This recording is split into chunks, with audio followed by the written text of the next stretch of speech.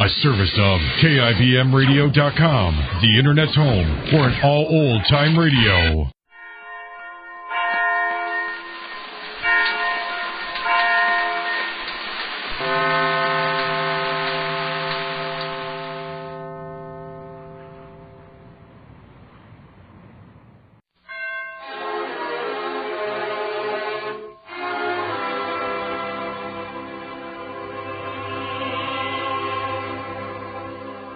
The greatest story ever told.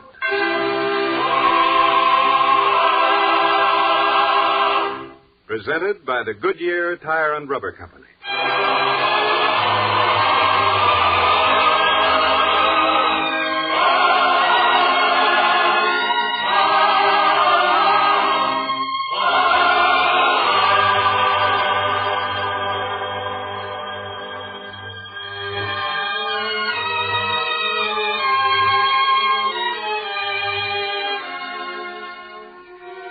Tonight we present Go and Be Counted, the third in our Christmas season dramas about the birth of that child who was to live the greatest life ever lived. Yet another child is to be born before him to herald his coming, one to be known as John the Baptist.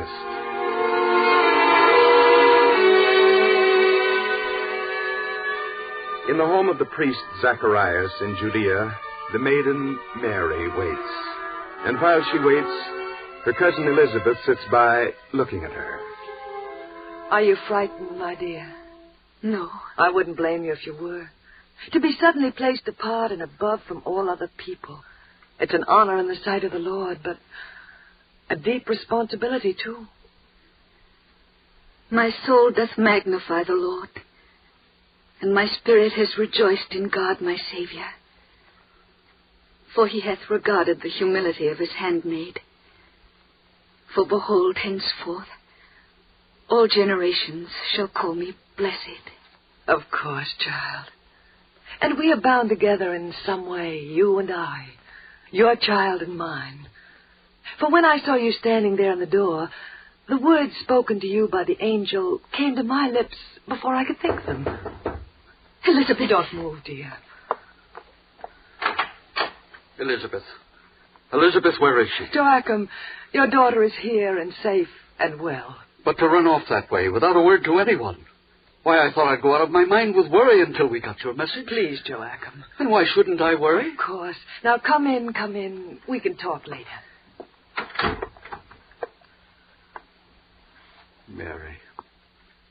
Mary, how good to see you safe. Come to your father, my dear. Well, Joachim, please.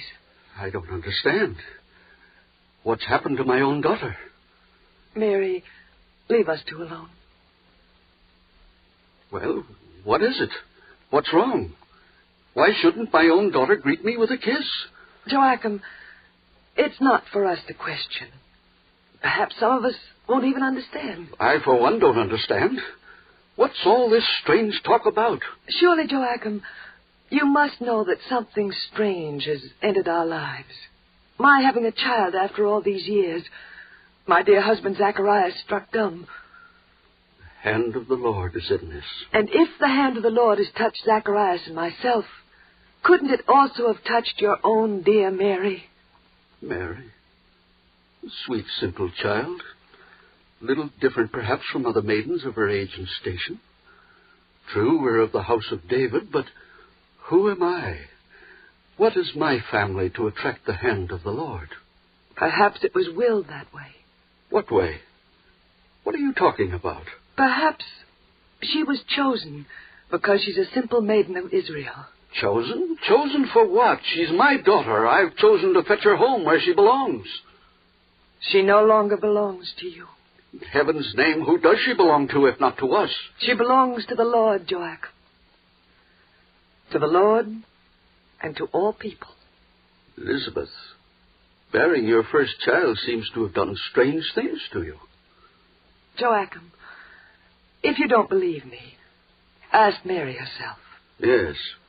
Yes, that's exactly what I'll do.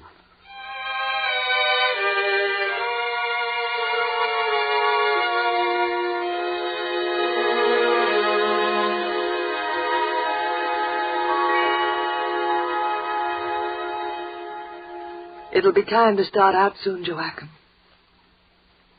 Joachim, do you hear me? Yes. Yes, I hear you. It stunned you. It has.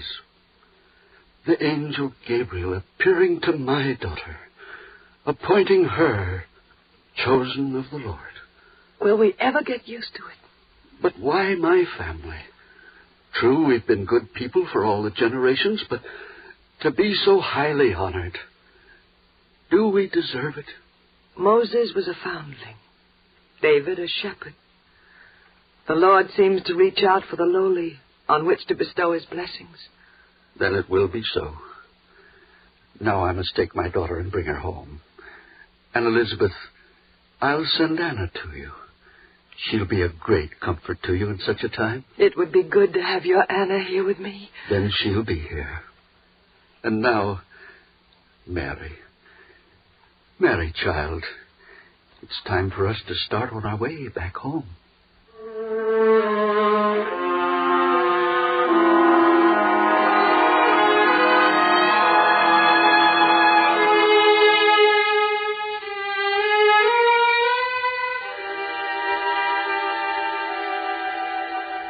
And Anna, we must be mindful of Mary every moment of our lives. Of course, Elizabeth. But you must think of yourself now and your baby which is coming. It will be soon. Soon. And still Zacharias can do no more than sit and stare at you. How much there is he must want to tell you. And he can say nothing. Zacharias is content. I know that. After you've been married to a man as long as I have to him, there are certain things you know even without a word. Poor Zacharias. But now you're tired. I shall darken the room and you'll get some sleep now, Elizabeth. Thank you, dear.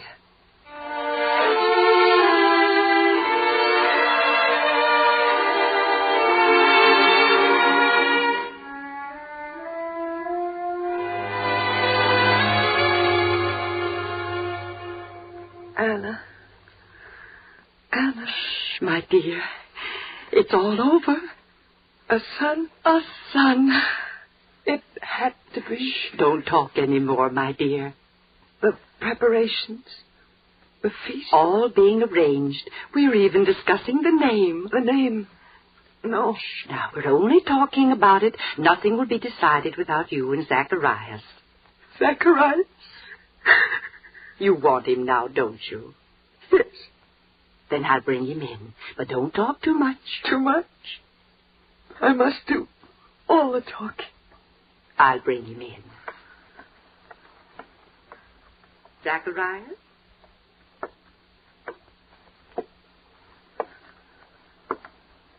Zacharias. A son. A son. You're pleased. I can see it. Thank you, Zacharias. That's a kiss I shall treasure the rest of my life.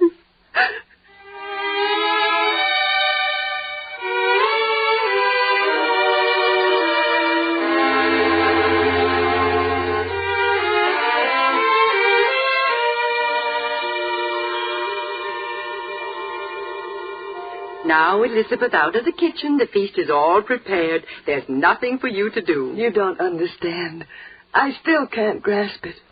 A naming feast in my house. You're to lie down, Elizabeth. You can do all your wondering when you're stronger. Oh, Anna. You must save your strength. There'll be many guests, and that's always tiring. Get your rest this morning while you can. But it's been 8 days. I'm strong again. I never yet saw a woman who was as strong as she felt. I can't win out with you, Anna. Yes, I'll rest.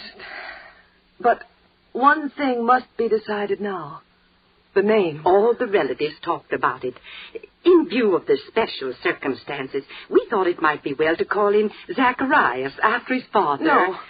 But now, there's nothing to get excited about, my dear. It was only a suggestion. No. We mustn't call him that. We can't. There is only one name for my son. Only one name? Yes. The child shall be called John. John? John. Why, there's no one in Zachariah's family or yours by that name. Who gives a child a name that's not in the family? Custom will have to suffer this time. My child must be named John. There's no sense to it. I shall talk to Zacharias about it. Then we'll go to him together.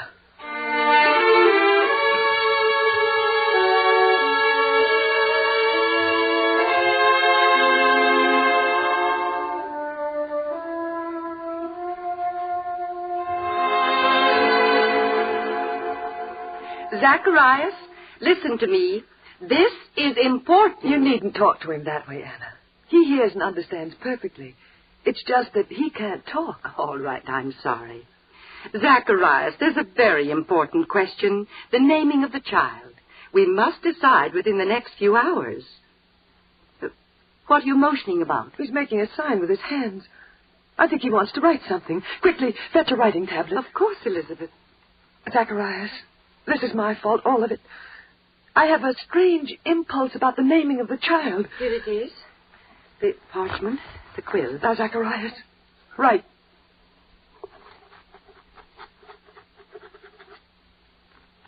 One word. Is that all? Oh, what does it say, Anna? One word. One name. The name is John. John. The name I said. The name I felt it had to be.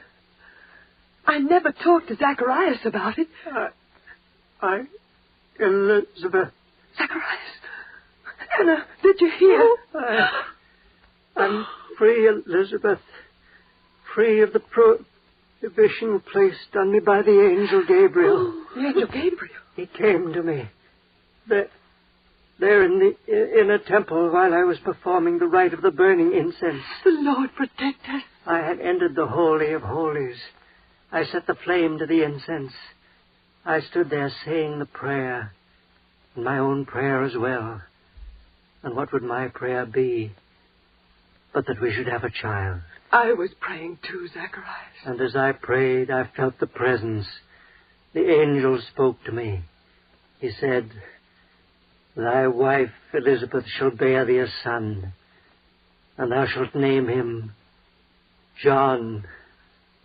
Somehow, in some way, the name came into my mind and stayed there. Glory to God, for all this is His doing. We are not alone in this, Elizabeth. What do you mean, Zacharias?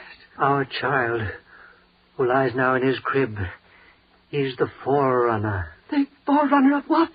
Of whom? Of the Messiah. For the Messiah is already on the way. The angel told you, too? The angel told me more than I understood then. He told me that my child should be the one to go before him who would fulfill the prophecy of Elias, that my son should prepare a perfect people for the Lord. The child which is Mary's and the child which is ours, they've been sent together, these cousins, Jesus and John. May the Lord be praised. And the dumbness which struck me, the fault was mine, for I didn't believe. You questioned the angel? Yes.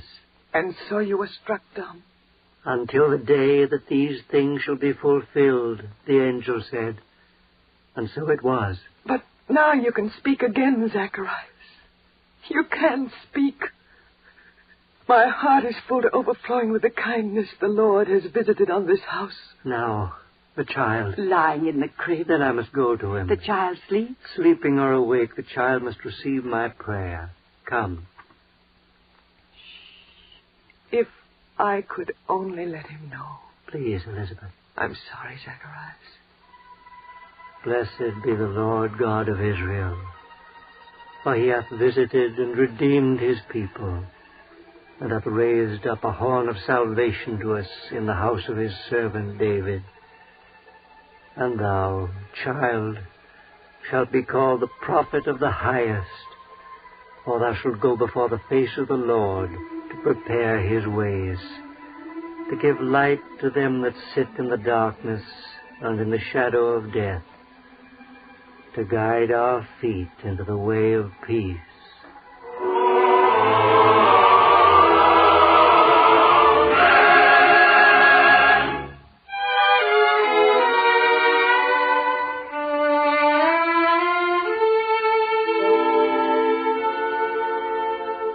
Anna, on the way, be careful. There's so much evil abroad in our land today. I'll be safe. Don't worry. Anna, one can't take too many precautions in this land. There are bandits within the law as well as without.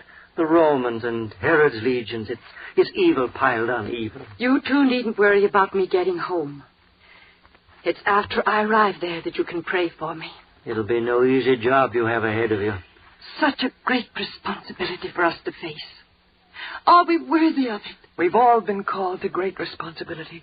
Somehow, those the Lord appoints find the strength to do his bidding. I trust Joseph is worthy of Mary and of the great responsibility that will be his. We shall never know till he's told. And it will be done as soon as I arrive home. Goodbye, Anna. You've been a comfort to me through a difficult time. I wish I could do as much for you. You can both help if you'll pray for us. For Mary. We will, my dear. We will. God be with you on your journey.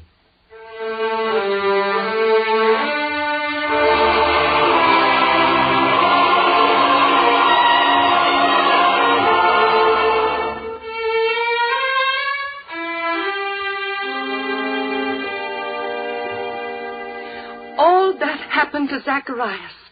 Now you know everything, Joachim. And our daughter. She serves the Lord in the most important way in this great moment. And within us is a secret that burns. The Messiah is coming. And only we know. We'll do our part in this, Anna. There is more than our part to consider. Joseph? Is he worthy of her? Now? I've thought of that myself. How can we judge if he's worthy? We can let him judge himself. The man judge himself? How? We must tell him. His actions will show us. It's my duty. I'm head of this household. Then do it, Joachim. This very day. I shall go down to his carpenter shop now.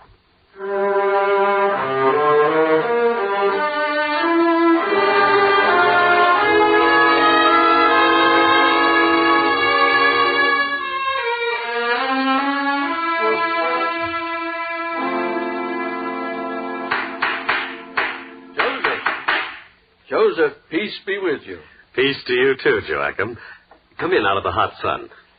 And how do things go, Joseph? Well enough. Sit down, be comfortable. Comfortable as you can in the midst of the shavings and chips of wood. Joseph, there's something I must talk to you about. I suppose there must be a great deal for us to talk about. Well, feel free to say anything you have on your mind. Joseph, it's not easy to say what I have to say. What do you mean, Joachim? I must know if you're worthy of my daughter. Why, Joachim, I think I am. You thought I was when you gave your consent. But things have changed. A wonderful thing has happened. Nothing you've said helps me to understand. Because I can't tell you. Come, Joseph, come home with me. Perhaps there I'll be able to tell you.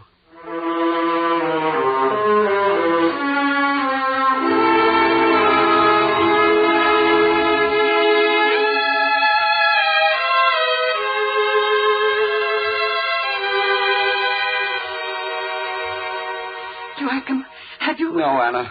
Not a word of it could I tell him. Please, Anna, what is it? It must be a terrible thing the way you both talk of it. Terrible? No. Wonderful. Then why does everyone act so strange? Joseph, this is a great test for you. Now is the time you must hear it. And from her own lips. Mary? Yes. Come with me, Joseph, to this room. Now, Joseph, Mary has something to tell you. Oh, Anna, you were right. In the moment that counted, you knew what to do. Mary should be the one to tell him. I'm praying for our daughter. Do you think he'll prove worthy? We'll know when he comes out of that room. Anna, I'm afraid. And I too. Anna, I think we should... We'll wait.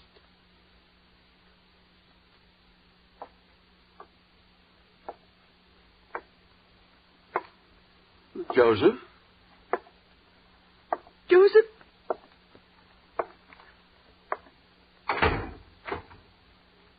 Joseph. Oh, Joachim.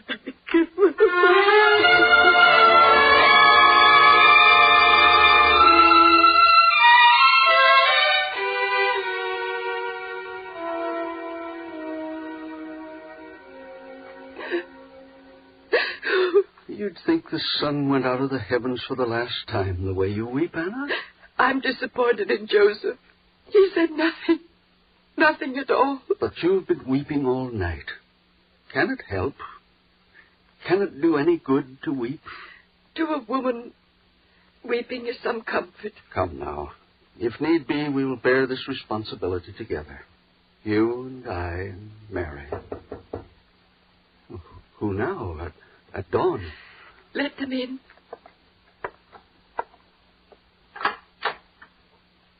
Joseph. Joachim, Anna, you must forgive me for last night. But there are revelations too great for a simple man to grasp. The works of God are sometimes too great for any man's mind to encompass.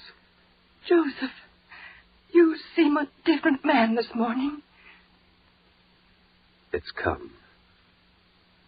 To me, too. What, Joseph? Last night in my sleep, it came to me. The voice of an angel. And he said,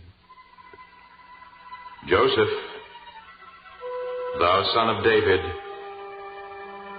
fear not to take unto thee Mary thy wife. For that which is conceived in her is of the Holy Ghost, and she shall bring forth a son, and thou shalt call his name Jesus, for he shall save his people from their sins.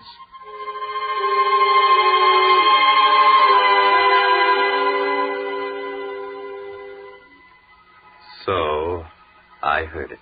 Joachim. Glory to God. And now, Joachim, I must see Mary. I must say the things I couldn't say last evening. I'll fetch her for you. Mary? Mary. Mary, how could I know that such a mission to protect the Son of God would be entrusted to me, a simple carpenter? But you need have no fear now. I'm willing to serve the Lord in my way, even as you serve him in yours. To protect you and the child shall be my life's work, Mary.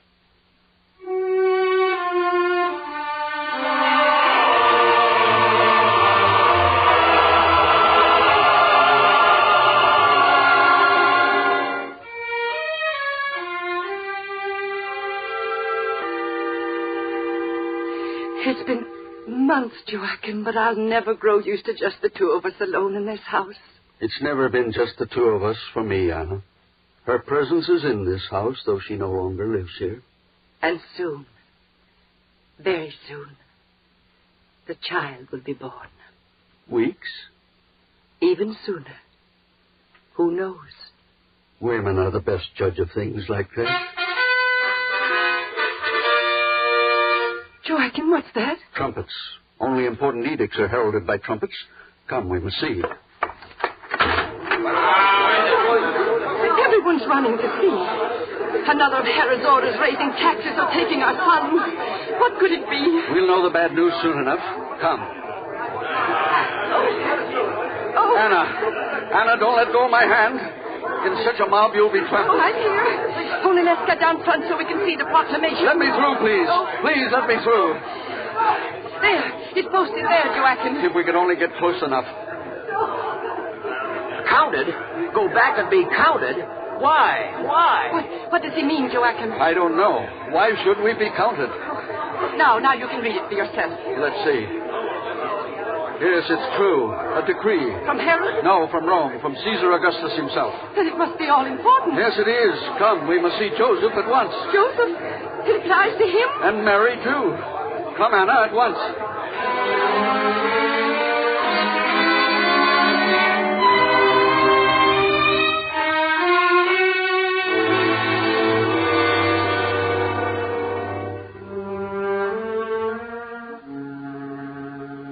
And Joseph, it says that everyone must be counted for the tax census, and the town in the town where he originated. And that means I must go to Bethlehem, the city of David. And if you go? Yes. Then Mary must go with me. And she's going to have a child. Surely we must take those things into account. The edict said there would be no exceptions, and Mary is now of Joseph's family. She must go. But with the child coming. The Romans make no exceptions. They'd have driven the Messiah himself out on the road. Oh, poor Mary. If the edict says to go and be counted for the tax, then we must go. But Mary... It's my duty to watch over her, to protect her. I shall do it. Whether it be here, or on the road, or in Bethlehem, I shall watch over her. Anna, you must help us prepare for the journey. We shall go to be counted.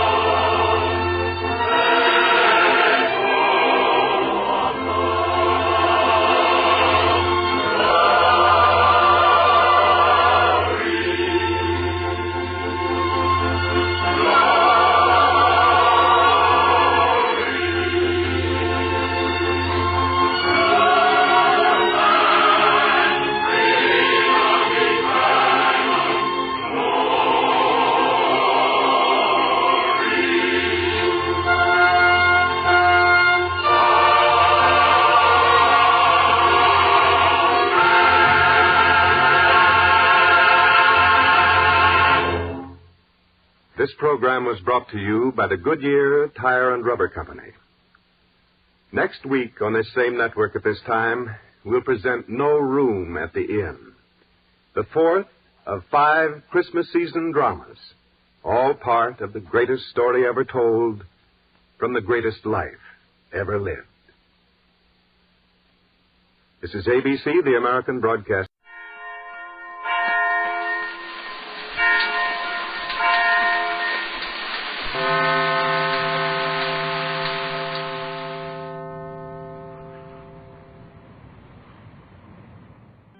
Purity of intention. Many long centuries ago, on the shores of Galilee, his disciples and the multitude gathered there, and they heard these words. Take heed not to do your good before the eyes of men, in order to be seen by them. Otherwise, you shall have no reward with your Father in heaven.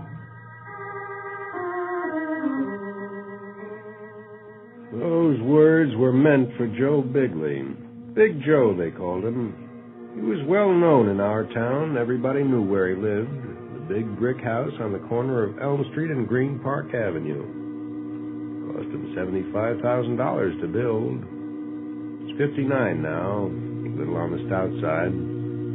Well, that's all right. He's got it made. He figures his wife ought to be proud of him. His wife, Clara, who knew him when, and who's been beside him all the way up. And now Joe starts wondering why she's so quiet sometimes. What's the matter, honey? Nothing. Nothing at all, Joe. My cigar bothering you? Of course not. It shouldn't. It's a good one. $1.25 apiece. I think I'll send the boy for a couple of boxes. He doesn't smoke cigars. You can hand them out to his clients, impress people. Why does he have to impress anyone? He's doing all right. Honey, what's eating you? Joe, I was at the meeting yesterday. You know, Women's League. It was about the big drive for the new recreation center the church wants to build. Yeah, I know all about it. You know what Mrs. McCarthy said? How should I know? I wasn't there, honey.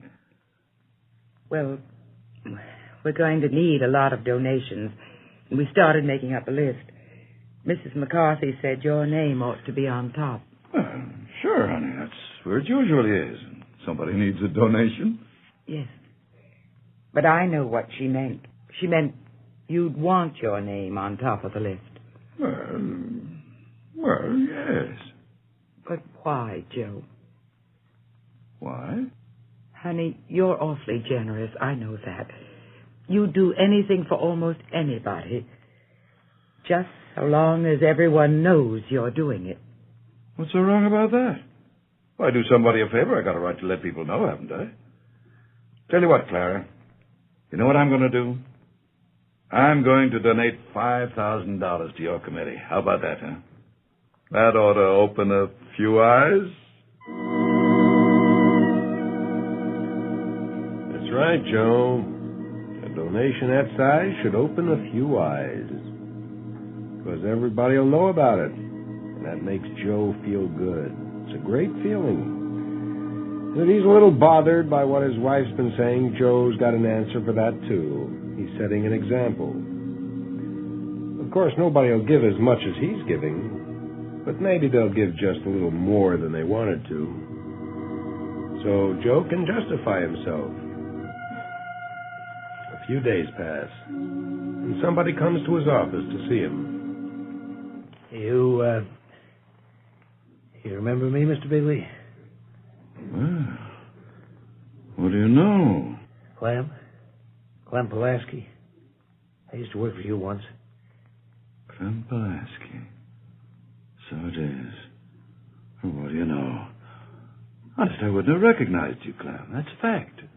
Well, I've changed a little. Well, Clem, you're nothing but skin and bone. I've been in prison. Prison? Yeah, that's right, so you have. How long was it, Clem? They gave me 10 years. I got 2 years off for good behavior. Ah, that's great, just great. Must have been rough, eh? It wasn't very pleasant. You have to be behind those walls to know what it means. I suppose so. Cut off from everything, everybody, knowing you're just like everybody else there, a criminal. Well, it's over now, Clem. I'm not sure it is, Mr. Bigley. You paid your debt to society. Yeah, I'm still Clem Pulaski, who was sent to jail. Mr. Bigley, I need a job. Yeah, I guess you do have to think about a job, don't you? I need one badly. That's why you've come to see me, huh? Yeah. Well, let's see. Tell you what, Clem. Let me think about it. I mean, let me look around and see what I can fit you into. Okay? Oh, thanks, Mr. Bigley, thanks. I'm not promising anything, mind you. Oh, I understand. But, I'll give it some thought. I'm very grateful. Well, you stop by in a couple of days, and we'll see what we can do, Clem.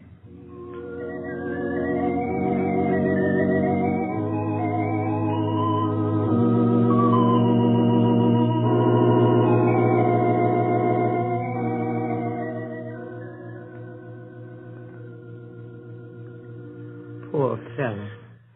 You look bad, Clara. Prison must be an awful thing, huh? You want some more coffee, Joe? Oh, no more, honey. Are you going to give him a job?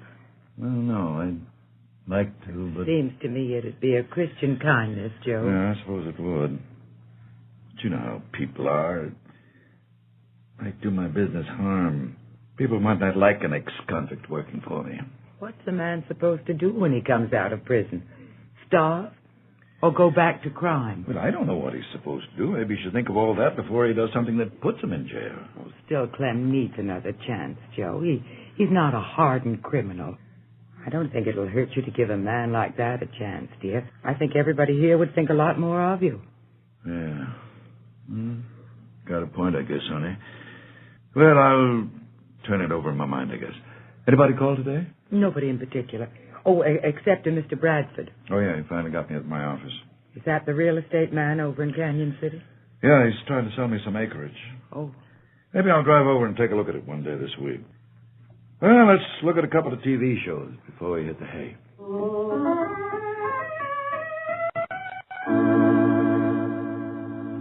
So Joe thinks about giving Clem Pulaski a job. That's fine. What was it his wife said? Something about people thinking a lot more of him for giving an ex-convict a chance to find his way back into decent society again? And Joe Bigley is the man, probably the only man who could do that for Clem. Because if he turned him down, everybody in town would turn him down. So, the way it looks now, Joe holds a man's future in his hands. He can reach out a helping hand, or he can let him fall by the wayside. After all, he's nothing to Joe, just another man. He thinks about these things. And when Clem Pulaski shows up in his office again, his mind's pretty well made up. You told me to come back, Mr. Bigley. Yeah. How you been making out, Clem? Well, I guess I've been waiting to see you. No job inside, huh? And nobody's offered me one. You been around, Clem? I mean, you looked for something to do? Yeah, I've seen a couple of people, Mr. Bigley. But they don't have any openings. Not for me, anyhow. Well, I've been thinking it over, Clem. I guess you got nothing for me either. Well, now hold your horses, Clem. I didn't say I've got nothing for you, did I? No, sir. Well, there you are, then. Not the kind of fellow to refuse a helping hand. You ought to know that. Well, you mean... Of course I mean. After all, we went to school together, didn't we? Right here in this very town. Yeah, look at you, look at me. Well, I've had the breaks, Clem. Oh, I'm not saying I haven't worked hard. I have, all my life. You got a lot to be proud of, Mr. Bigley. I've done all right for myself, Clem. Or I wouldn't be in the position I am now to help you get on your feet, would I? Oh, I'm grateful. Well, I'll tell you, Clem. Sure, I've got a job for you. Not much of one, but it'll bring you in a paycheck every week, and it won't be hard work. Clem, I've got a new construction job starting about a mile along Meadow Lane. I could use a night watchman. Does that suit you? You bet it suits me. Well, job's yours then. Oh, I can't tell you how grateful I am. Forget it, Clem, forget it. Glad to be of help. Well, when can I start? Tell you what we'll do. I'll have to get someone to take you out there and show you around. You can start tomorrow night. How's that? Oh, that's just fine. That's just fine, Mr. Bigley. Great stuff. Joe feels good about it. He's given somebody less fortunate than himself a fresh chance in life. He feels a glow. He's done his Christian duty. It's a great feeling. Joe, I can't believe it. I just can't believe it. Oh, come on now, Clara. I think it's awful. Oh, now, look, honey. Just for once, Joe. Just for once you could have done something nice for somebody without... Oh, Joe. Golly, Clara, you don't have to carry on as if I'd committed some awful crime. Just read this newspaper. I don't have to read it. I know what it says. Ex-convict to get second chance here. Many of us recall Clem Pulaski being sent away to prison 8 years ago. Most of us forgot him, but not Big Joe Bigley. Joe did not forget. Yesterday, Big Joe called this newspaper to let us know he'd given Clem Pulaski a job. a job as night watchman. Oh, what's the matter with you, Joe? Well, golly, Clara, what's all this shooting about? Why did you have to call the newspaper to tell them? There was nothing wrong with that. Wasn't there, Joe? Nothing wrong with it. Joe thinks about it. He's a regular church-goer, and he has a Bible in his home, and through the years he's read every word there is to read in the Bible. The Sermon on the Mount, our Lord's words, Matthew 6. Matthew 6, paragraph 1. Take heed not to do your good before the eyes of men, in order to be seen by them. Otherwise, you shall have no reward with your Father in heaven. Remember, Joe? The newspaper was right about one thing, Joe. Most everybody had forgotten about Clem, but now everybody's been reminded. And a lot of people who didn't even know who he was know all about him now. They know he's been to prison. He served his time. Don't you see, Joe? See what? That for just once you could have... What? Oh, what's the use? I sure am popular in my own house.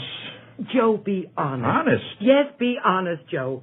Why did you give Clem Pulaski a job? What kind of question's that? Is it one you can't answer, Of course Joe? I can answer it. All right, answer it. I gave him a job because he needed one. Is that really the reason? I don't know what you're talking about, Clara. I don't understand you anymore. Joe, you gave Clem a job just because you wanted everybody in town to think what a fine fellow you are. You couldn't wait to call up the newspaper. Now, that's the truth, and it won't do any good to deny it. Well, I'm not exactly denying I called up the newspaper. I just never thought about it the way you're putting it. Oh, Joe. You sure can twist things around, Clara. I don't know what's come over you lately.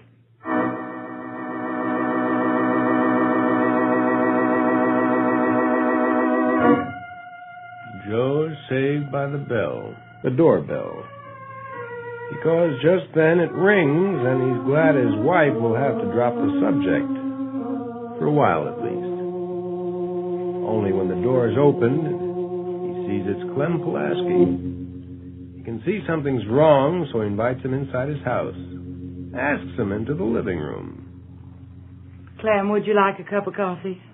No, I'm not staying that long. But thanks, Mrs. Bigley. Oh, you certainly got time for some coffee. Well, sit down, Clem. What's the trouble? I have to quit. Quit? Oh, it's all right. I told the foreman he's already got somebody to take my place tonight. You got something better to go to? No. Well, then... I have to leave this town, I guess. I thought I could come back here and start all over again, but it's not working out. Well, what's the trouble, Clem? I've just got to go somewhere where I'm not known, that's all. But I did want to thank you for offering me that job. Say. Sorry, Clem. I won't stay for any coffee. I'm pulling out tonight. I'll get a bus and maybe go as far as Chicago. Nobody knows me there. That's too bad, Clem. Yeah. Well, I'll be getting along now. Thanks again for everything, Mr. Bigley. Any time, Clem. Just any time at all. You need a little cash? No, thanks. I can manage.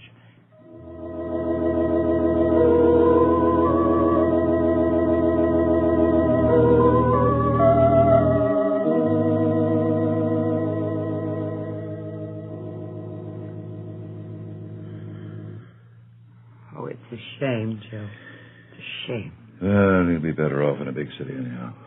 This was his town. He came back to it. It was home. Yeah, but it wasn't working out for him. Sure wasn't. I suppose you blame me. I'm just awfully sorry for that poor fellow, that's all. Well, I have to drive over to Canyon City, honey. Tonight? I talked to that fellow Bradford, the real estate guy. Told him I'd run over and have a talk with him tonight. You want to come? You'll be talking business. No, I'll stay home, Joe. I'll write a couple of letters.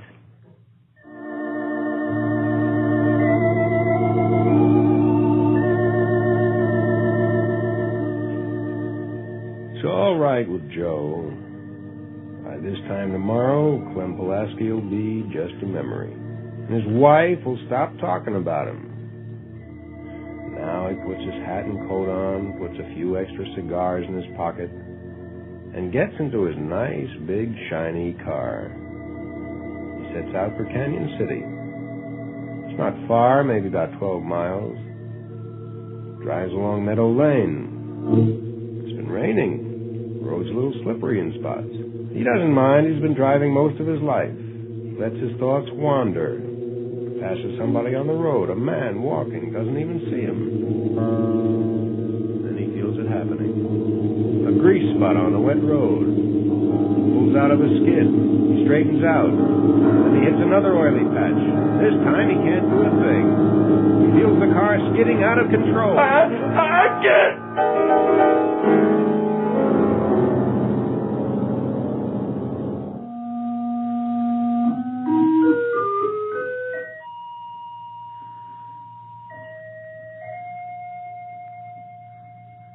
Joe. They brought me home, huh? It's good.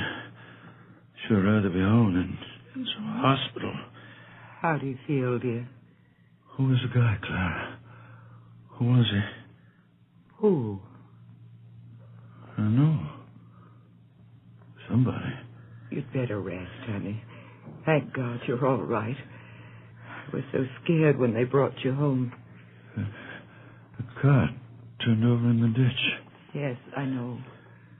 I was pinned under the wheel. I couldn't move. I couldn't even yell for help. Honey, I was in awful pain. I thought I was going to die. Oh, Joe. I sure thought my number was up. But pinned under the wheel? You weren't pinned under anything, Joe. You were on the ground away from the car when they reached you. You must have crawled out. No. It was that fellow. There was someone there. He got me free from the wheel and dragged me out of the car. So that's how it was. Well, then, he must have been the one who called the police and told them where to find you. Nobody could have known I was there. I could have stayed there all night, pinned under that wheel. I owe this fellow my life, maybe. Don't you know who it was? No. Well, didn't you see him? I saw somebody. Well, I was feeling so faint, I couldn't make out who it was. Didn't he say anything to you? I don't know. I don't remember too well.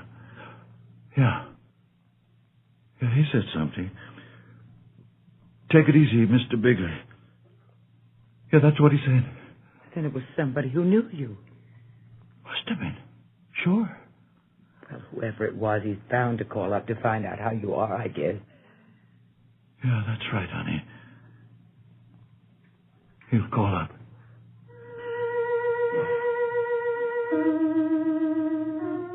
Joe's lucky. He's not badly hurt, just shaken up in a few bruises. A week of staying home and he'll be feeling fine again. Something bothers him. Who was the man who helped him that night? Saved his life in all probability. Well, so far he hasn't called. You'd think he'd want to know how I am, wouldn't you? Maybe he knows. Yeah, that's right. It makes you wonder, Wonder? How different some people are from others. What do you mean, honey? You needed help real bad, Joe. Somebody who knew you came along and helped you. He didn't even hang around for so much as a thank you. Funny kind of gink, if you ask me. Is that what he is? Oh, you know what I mean, honey. My golly, you sure know how to make a man squirm. Well, take it easy, will you? You should squirm, dear. What's the matter? Matter? Take it easy, Mr. Bigley. Take it easy. My golly. Well, Joe, what is it? My golly, Clara. Suddenly it's awful quiet in Joe's house. He just sits there staring into the sound of a voice. He heard the voice before. Belonged to the man who had helped him. Now in his mind, he hears it again. Take it easy, Mr. Bigley. Take it easy. Clem. It was you, Clem. What? It was Clem Pulaski. I just remembered his voice. You did? Yes. It was him, all right. I'd swear to it. And he's gone. I don't even know where he is. I feel bad, Clara. I feel awful bad.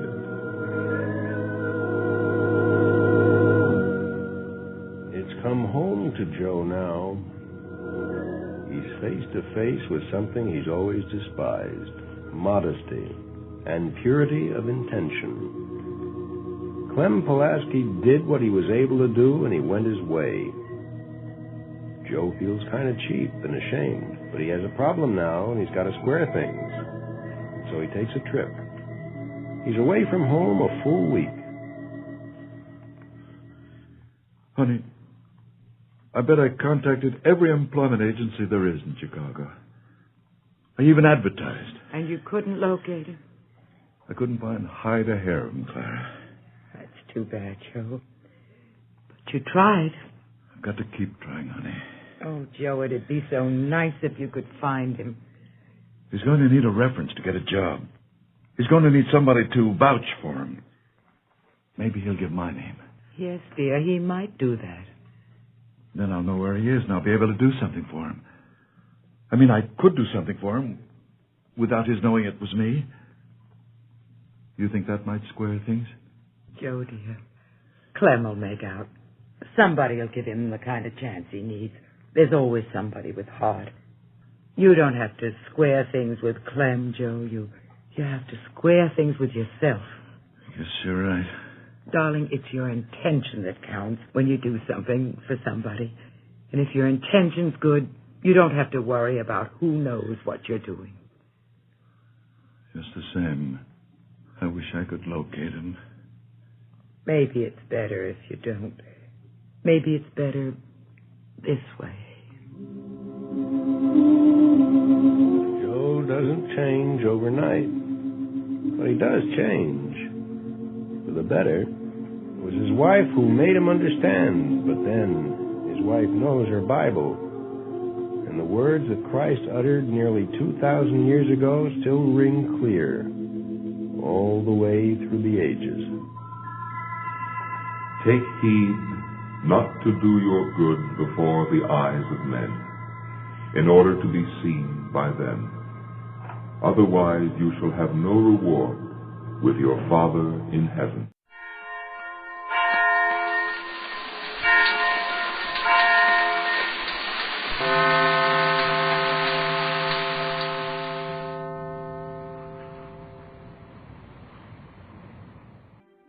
Rose Hawthorne Lathrop.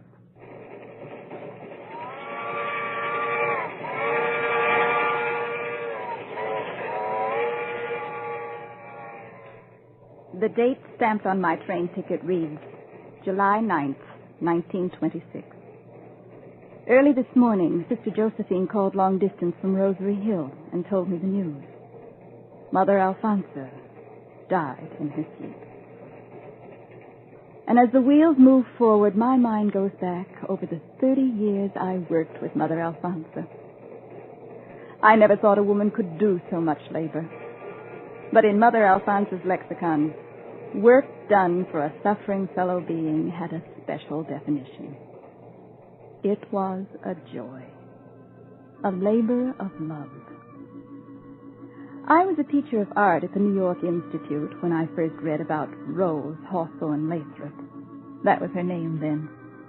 And her work in the slums of the east side of New York for the poor who had inoperable cancer. I went to see her. I shall never forget 668 Water Street. Nothing I had pictured about the slums was equal to the squalor of the tenement house where Mrs. Lathrop had rented the rooms to house her patients.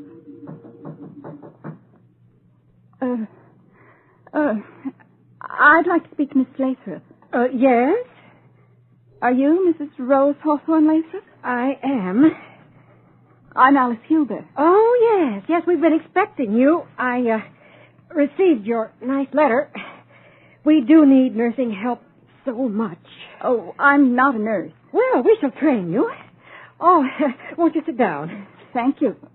But, where? Oh, dear, on those pine boxes. Oh, please step over this wet part. I'll be finished in a moment. You're scrubbing floors? Well, they must be done. But you, the daughter of Nathaniel Hawthorne? I think it's good for a person, sometimes during the day, to get down on her knees. Miss Huber, we have only 2 conditions for admittance for our guests. If they are without means of support, and if they have incurable cancer. Catholic, Jew, white, Negro, we take them. Well, it's the same for us who do the work and the service. No distinctions. There. I finished. These floors are a most unusual color. I've a lifelong penchant for brightening up floors. If you think this yellow is odd, the pink floors of my home, the Wayside, were the scandal of Concord. The Wayside was your father's home, wasn't it? Mm-hmm. A long, long time ago when our family returned from England and Italy. I was a little girl then. My husband and I reclaimed the Wayside years later when my little boy was born. Then it must bring back many happy memories. Yes, it does, although some of our happiest memories are fringed with melancholy. How thoughtless of me. Your little boy. Oh, God granted me a great and generous gift for a little while, and then, in His infinite wisdom, God took back that gracious gift. Forgive me. Oh, there's nothing to forgive. Now, we must talk of other things. Our guests here are the poorest and most destitute of human creatures. And the first thing we try to do is dispel their feeling of utter abandonment. We tend their poor bodies until God, in His infinite mercy, takes them.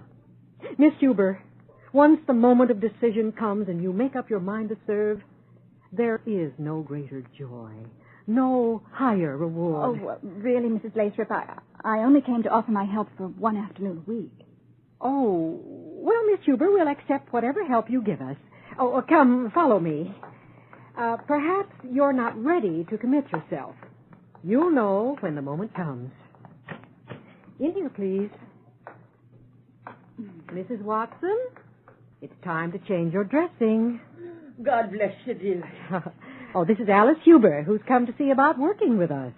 An angel of mercy, it's come to help Mrs. Lathrop, and it warms my heart to look at your pretty face. And remember that God gave me the same beautiful face when I was young. Hold still, Mrs. Watson. Oh, Miss Huber, hand me that jar of ointment. Ointment? Yes, that small white jar. Miss Huber, are you ill? Oh, I'm all right. All right, now watch me. It's really quite simple. Is it? Mrs. Lathrop, I don't think I Oh, can... Miss Huber, please. You know, it scarcely needs the same degree of skill you teach your students. How many students do you have? It varies from class to class. Uh-huh. Well, you're quite young to be a teacher. You must be very talented.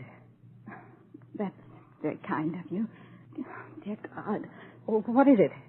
You're putting the ointment directly on the sore. Why, of course. With your fingers. Do you think I'm being contaminated? Aren't you? Oh, a groundless superstition. The truth is, you simply cannot pass on cancer by touch. Not even when you touch your fingers to the open wound on her face? No. Oh, I'm sorry, Mrs. Watson. Sure, that's all right. It's the will of God. And it's the touch of an angel Mrs. Lathrop has given me all the time since I came to her in our first little home on Scammell Street.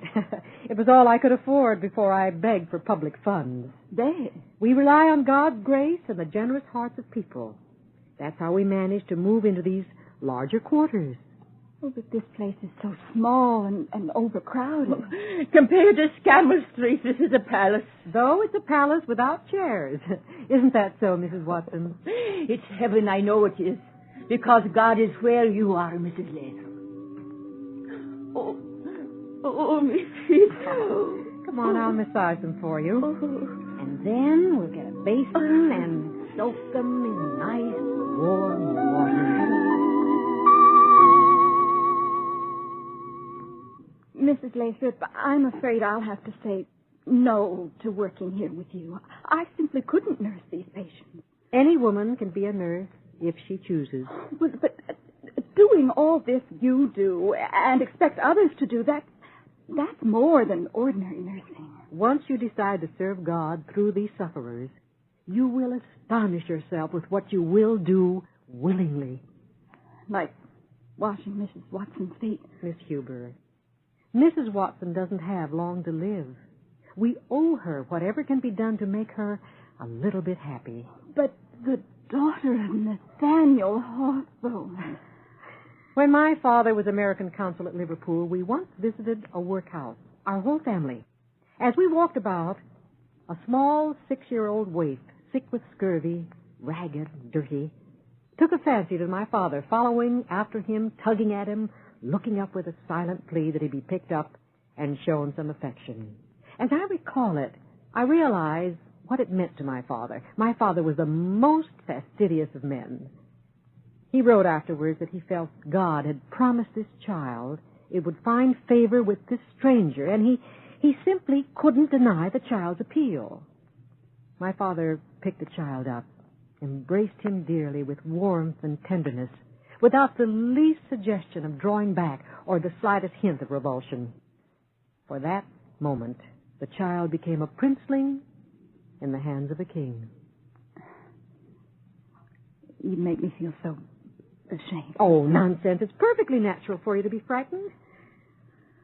When I see the work you do here and the courage and devotion it demands of you, I realize your father's influence. But I think the main reason you started this home is... Go on, Miss Huber. I've never stopped to analyze my reasons, and I welcome any insight that you might have on the matter. I think that what gave you the impetus to dedicate yourself to this work is your conversion to Catholicism. It's true, when I converted to Catholicism, the idea for this home came to me as a means of fulfillment. I still can't accept that picture of your washing Mrs. Watson's feet. I look on Mrs. Watson as a sister, and I love her.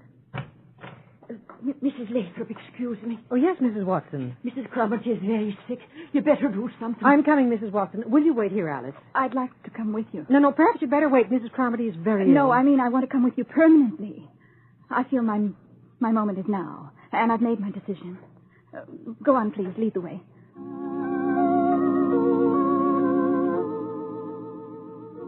In all these 30 years, I never conquered my revulsion to the sickness around me. But Mrs. Lathrop never seemed to notice. She transmitted a kind of cheerful enthusiasm to the sufferers. She always called them guests.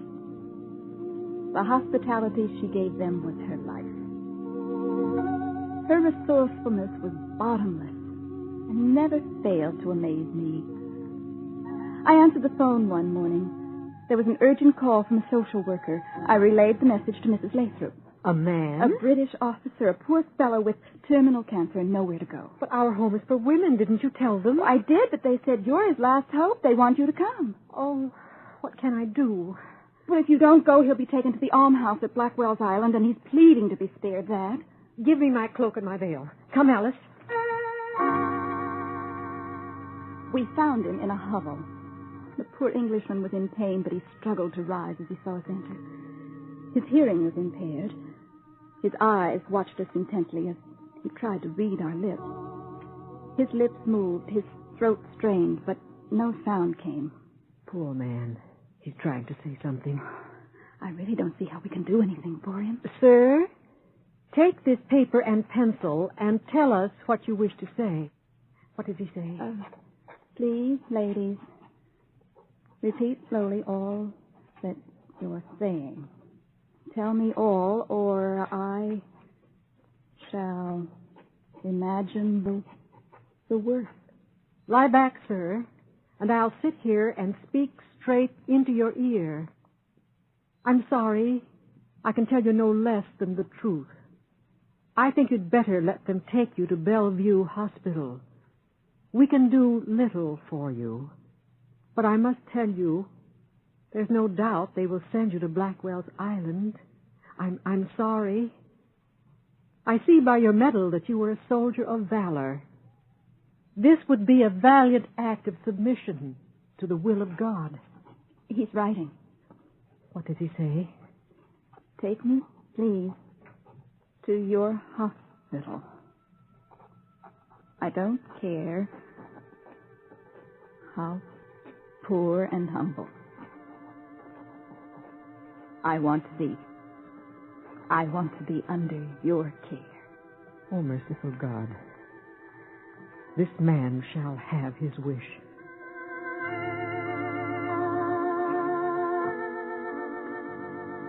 When we returned, Mrs. Lathrop disappeared for 2 hours. I found her in a tenement house across the street. The end came for George Lathrop on the morning of April 19th, 1898. She received a call from Roosevelt Hospital. Late afternoon, she returned. He's gone, Alice. Oh, my dear. I'm so sorry. He died just before I reached his bedside. I didn't get there in time. My beloved George. That was my life with him, just a little less than sufficient. I failed him then. I failed him again. I can't believe that. Nor did he. But the blame wasn't all his. He loved me so, as I did him. But there was a void neither of us could fill. God forgive me. Before the turn of the century, we managed to acquire a new home on 426 Cherry Street.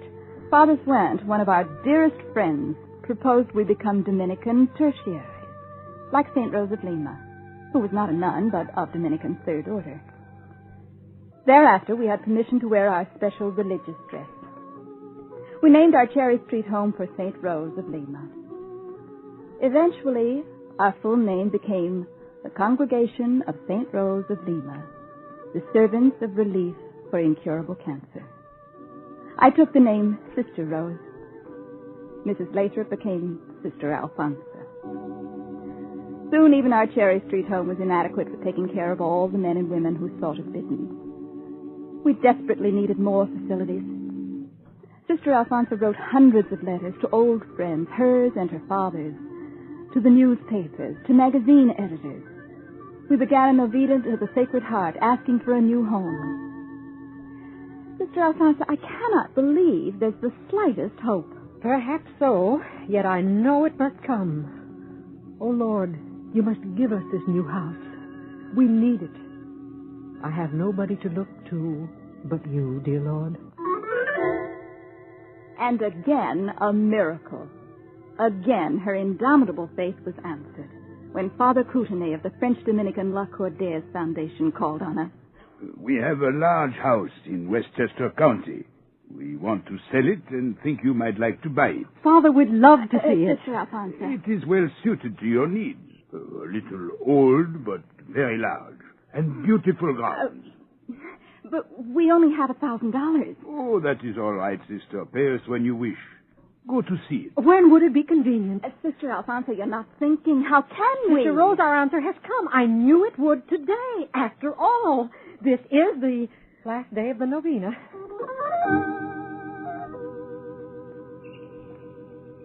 Father, this is all so breathtaking and inspiring. Let me show you the orchard. Oh, the view from here, Father, the line of trees, oaks, beech, maples, the horizon of sunlit hills, the sun and shadow on the fields. Oh, it's like a vast sanctuary of God. As we walked, I saw the look come over Sister Alphonsa's lovely face, and the look said, "It can be done."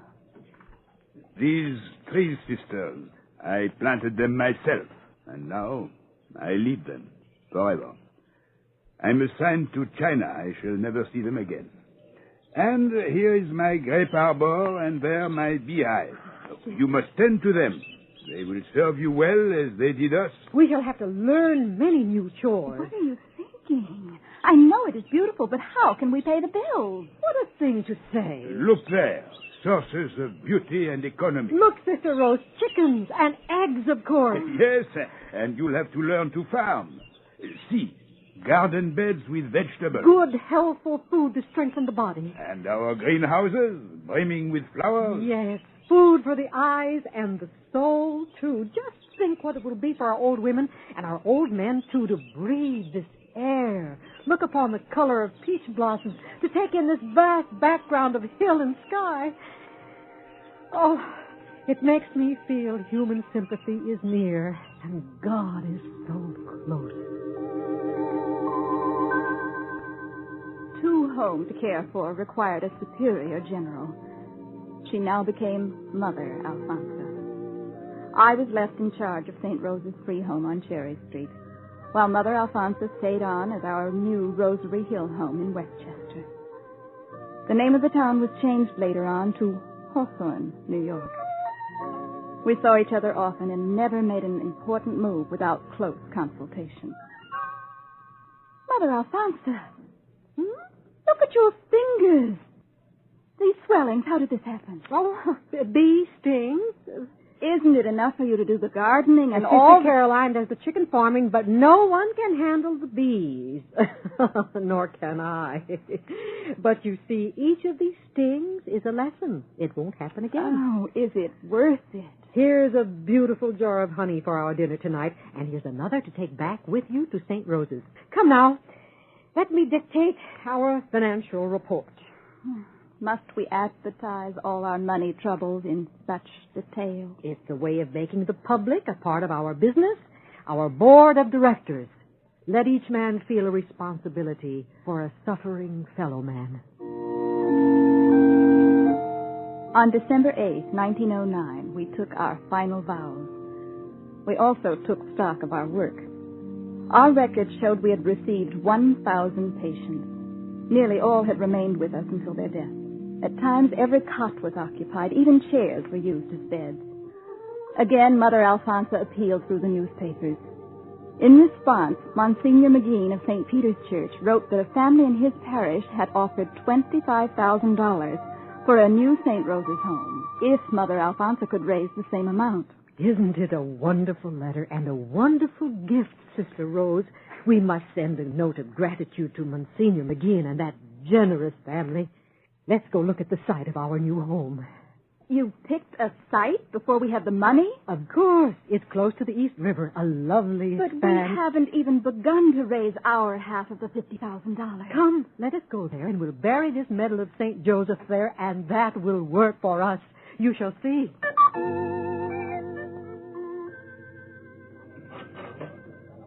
Hello? Hello, Mr. Lazara. I can't hold the line much longer. My time will run out on this nickel. I know you're very busy, but I'm calling from the drugstore while they're filling a prescription, and I'm in a hurry. Can't you just jot down the information? You've done it before. Just send the hearse at 2:00, please. What? Oh, Mr. Henderson died this morning. No, we wouldn't rush things, but you know how overcrowded we are at St. Rose's. There's another patient waiting to take Mr. Henderson's bed. All right, but please hurry. Goodbye. Excuse me, sister. You're from the cancer home? St. Rose's Free Home on Cherry Street. My name is Cornelius Cronin.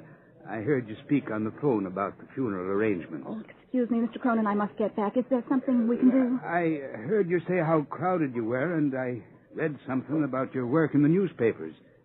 There is something you can do. Yes. Would you mind waiting just a moment longer? Well, I want to jot down a brief note to your superior general, Mother Alphonsa. Will you take it to her? Very well. Thank you. That's very kind of you. Mr. Lazara promised the hearse for 2 o'clock, Mother Alphonsa. Good. Here's the prescription. And here's a note a gentleman gave me for you. Who was it? I've never seen him before. He said his name was Cornelius Cronin. Oh, dear St. Joseph. What is it? Do you see what Mr. Cronin wrapped inside his note? A check for $25,000. In 1912, the new St. Rose's home on Jackson Street was completed. Statistics for the 2 homes for 16 years showed we had received as guests 1,045 peoples of all creeds and races. Still, Mother Alphonsa dreamed and planned. A fireproof home at Rosary Hill was uppermost in her mind. It took many years. Finally, on April 24th, 1924, we opened our new St. Joseph's Home, as it was called, with blessings by Monsignor McIntyre. Her larger dream was for a fireproof hospital alongside St. Joseph's House. To this, she bent her aging efforts, personally going over the plans with architect, builder, contractor. And again, the letters and the appeals. I had long since stopped questioning her impossible plans. Many years ago, I asked her, "What do you expect to accomplish? You're only one woman." What is there a woman with a purpose cannot accomplish? Take the ordinary female away from her committees and gossip and flattery and backbiting and give her a purpose, a conviction. And what tenacity she has. Better than most men. But what do we have to do? Give of ourselves. That's all. St. Vincent de Paul had the right idea. If 10 women in every parish would devote themselves to look after destitution and acute sickness, and if each of them would try to win recruits to do the same, in a single year, New York would have no case of incurable sickness uncared for and abandoned. No children sleeping in the family bed with a consumptive.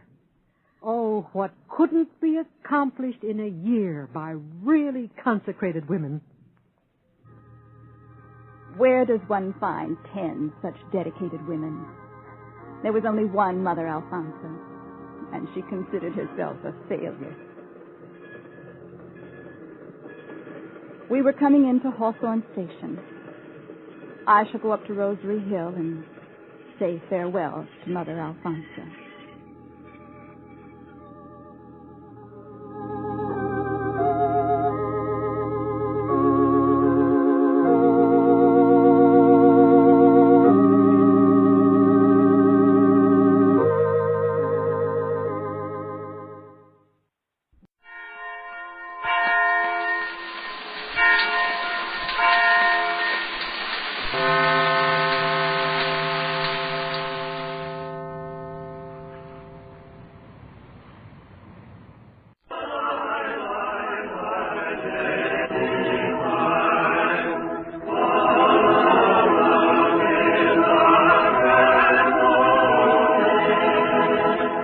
The National Broadcasting Company, in cooperation with the National Council of Catholic Men, presents the Catholic Hour.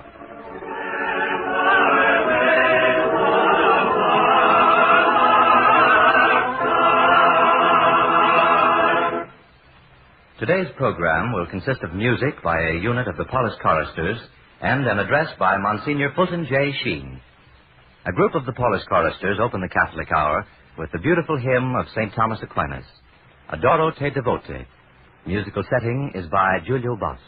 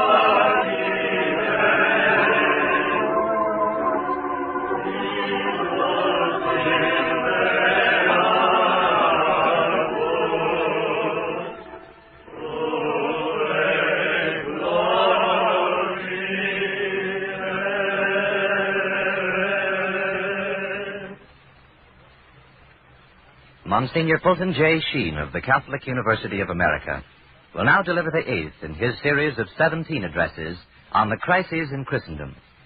His discourse today is entitled, The Christian Order and Education. I present Monsignor Sheen.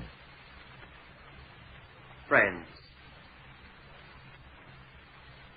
there are 3 points we should like to make in today's broadcast. First, it is a sound American principle that democracy cannot function without religion and morality. Secondly, American democracy is not presently making provision for religion and morality. Hence, thirdly, the necessity of restoring religious education in order to preserve democracy. First, democracy cannot survive without religion and morality. This is implied in the 2nd paragraph of the Declaration of Independence, which is at the same time a declaration of dependence. For it states that our rights have come to us from God and therefore are unalienable. If our rights come to us from God as rays from the sun, does it not follow that only on condition that we preserve our dependence on God will we preserve our independence from tyranny? As George Washington, whose birthday we celebrate tomorrow, said, of all the dispositions and habits which lead to political prosperity, religion and morality are indispensable supports. And further support comes from Calvin Coolidge, who in 1928 stated, unless our people are thoroughly instructed in the great truths of religion, they are not fitted to understand our institutions or to provide them with adequate support. President Roosevelt, sensing the same need of religion for democracy, said in 1940, practical steps should be taken to make more available to children and youth through education the resources of religion as an important factor in the democratic way of life and in the development of personal and social integrity. Religion and morality, therefore, are essential to democracy. Now that brings us to our second point. Namely, democracy at the present time is not making provision in education for religion and morality. About the only group to whom modern religion caters is the group that neither practices nor believes in any religion. As Walter Lippmann said, modern education is based on a denial that it is necessary or useful or desirable for the schools and colleges to transmit from generation to generation the religious and classical culture of the Western world. And Dr. Hutchins, the president of the University of Chicago, in June 1940 expressed exactly the same lament. In order to believe in democracy, he said, we must believe that there is a distinction between the true and false, the good and bad, and the right and wrong. Are we prepared to defend these principles? Of course we are not. For over 40 years and more, our intellectual leaders have been telling us that they are not true. Unquote. The White House Conference of 1940 stated that of the 30 million children in the United States between the ages of 5 and 17, 16 million receive no religious education whatsoever. It was this growing irreligious element which worried and prompted President Roosevelt in 1940 to say, we are concerned about the children who are outside the reach of religious influences and are denied help in attaining faith in an ordered universe and in the fatherhood of God. Nicholas Murray Butler, president of Columbia University, commenting upon the fact that the pagan element alone in our population is given the benefit of tax money, said, even the formal prayer that opens each session of the United States Senate and each session of the House of Representatives, and which accompanies each inauguration of the President of the United States, would not be permitted in a tax-supported school. That's from Dr. Butler. If this condition of ignoring religion and morality existed in less important matters, it would have been remedied long ago. If, for example, it had been discovered that the geography of Russia was left out of our schools, oh, how quickly it would be inserted. Why is nothing done about that which our tradition says is the indispensable condition of democracy? And that brings us now to our third point, the necessity of restoring religious education in order to preserve democracy. Democracy demands that education satisfy not only the atheist, but also the believer in God. For that reason, those interested in the preservation of democracy have suggested that some assistance be given those schools, Episcopalian, Methodist, Baptist, Catholic, Jewish, and others, who are aiding democracy by teaching religion. As Dr. Hutchins put it, the states may, if they choose, assist pupils to attend the schools of their choice. Since we want all American children to get as good an education as they can, since we know that some children will not voluntarily attend public schools, and since we are not prepared to compel them to do so, it is in the public interest to give states permission to use federal grants to help them go to the schools they will attend and to make these schools as good as possible. What possible objection is there to this idea? To this democratic idea that equal opportunities for education be given to all along religious and cultural lines? Well, there's one objection which is rather common. It is this: education should be neutral. And by neutral, the intelligentsia mean that religion should not be taught. Now, this is a fallacy. The fact is, there is no such thing as neutral education. That is to say, an education without morality and religion. Religion and morality are not related to education like raisins to a cake, but like a soul to a body. There can be a cake without raisins, but there cannot be a man without a soul. If education does not inculcate a moral outlook, it will inculcate a materialist, or a communist, or a fascist, or a Nazi outlook. Neutrality is absolutely impossible in education.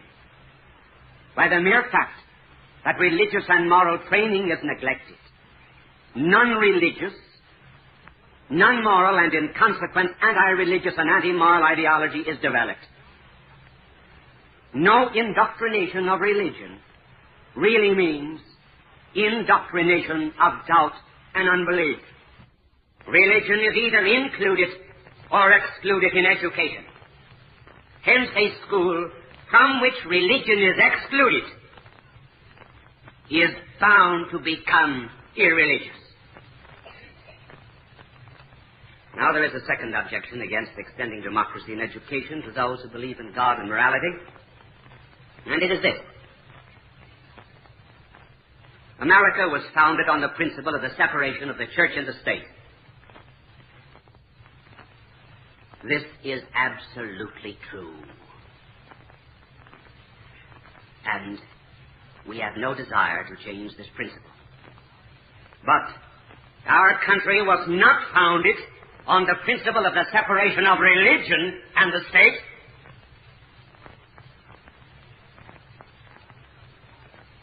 Our founding fathers intended that no particular religion should be the national religion, but they never intended that the state should be devoid of religion. It never entered their minds that we would grow up to be a near religious nation, nor did they ever think that education would one day be divorced from God and His commandments. This is evident from the fact that no signer of the Declaration of Independence was educated in a non-religious school. For a century, the United States did not have a president who was educated in a non-religious school. It is true that the First Amendment of the Constitution forbade the establishment of any religion as a national religion. But that was because there was an established religion in 10 of the 13 colonies, the Congregational religion in 3, and the Episcopalian in 7. But the disestablishment of a particular church was not the disestablishment of religion. The fact is that religious schools, Methodist, Presbyterian, Jewish, Episcopalian, Catholic, are in the tradition of true, sound Americanism. It is the non-religious schools that are outside of that glorious tradition.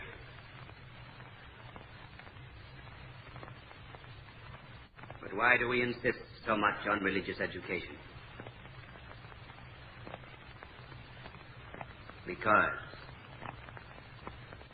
Because we are entering into an era of history wherein the grave threat to man's freedom will be from the omnipotent state. And once a nation ceases to believe, it begins to obey. As William Penn said, man must be governed by God, or he will be ruled by tyrants. We are coming into the days of omnipotence, where we will live either under the omnipotence of God or squirm under the omnipotence of the state. And godless education has no power to restrain a godless state. For example, when Hitler came into power in 1933, the very first to capitulate were the professors.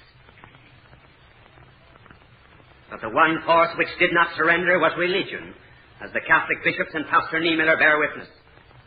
It was the professors who allowed the independent administration of the universities to be abolished. The universities offering no objection to state-elected rectors and deans who were forced upon them by the Nazis.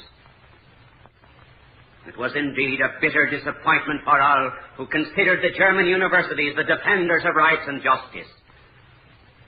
But when one considers that specialization had been carried to such an extreme, and the unified philosophy of life so universally abandoned, it was no surprise that there was no one idea left around which the universities could rally. Given the crises in any country in the world in which totalitarianism threatens the liberty of the citizens, and the first to capitulate will be the non-religious educators. How could it be otherwise? For without a faith, how can they oppose a faith? It will be only those schools that recognize the soul and its creator that will challenge the state which attempts to absorb the soul. Why, therefore, I ask you, impose excessive burdens on those schools which are the safeguard of American freedom and democracy? There's no reason in the world why any school in the United States which teaches religion and morality should be penalized for being patriotic.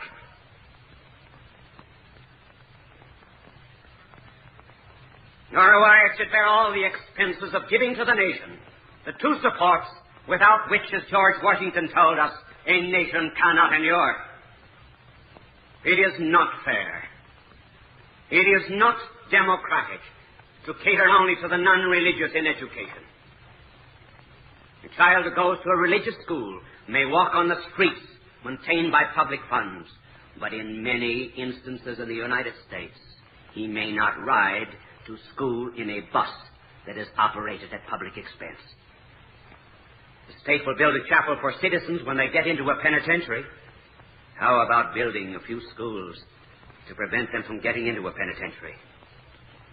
We are preparing an army of at least 7.5 million men to defend Christian liberty and justice on the battlefields.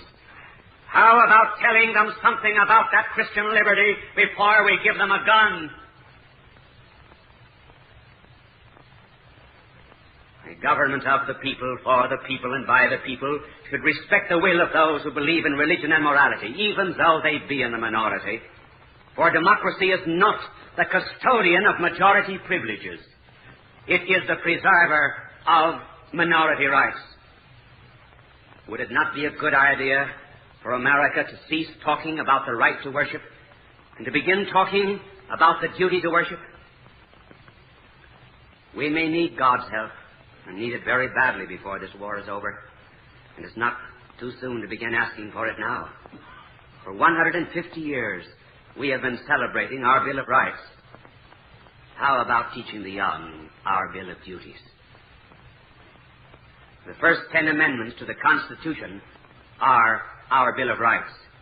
The 10 commandments of God are our Bill of Duties.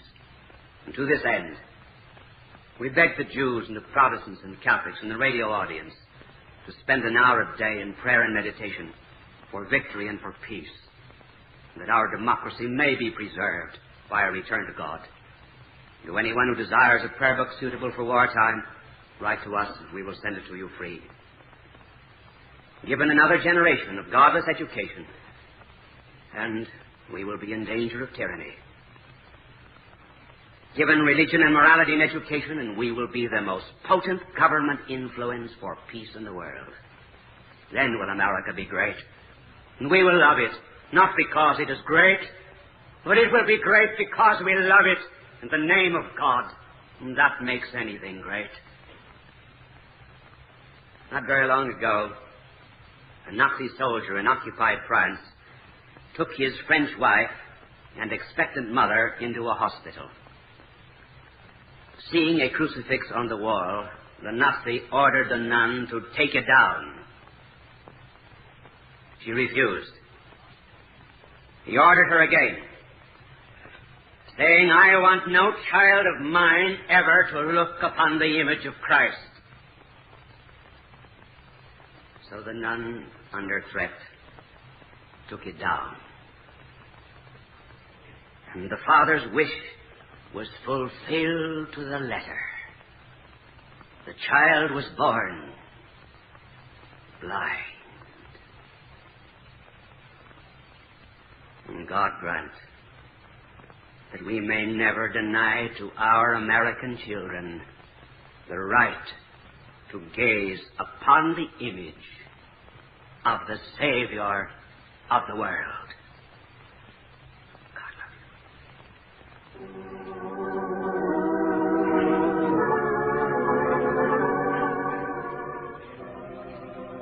O Lord Jesus Christ, who in thy mercy heareth the prayers of sinners, pour forth, we beseech thee, all grace and blessing upon our country and its citizens. We pray in particular for the President, for our Congress, for all our soldiers, for all who defend us in ships,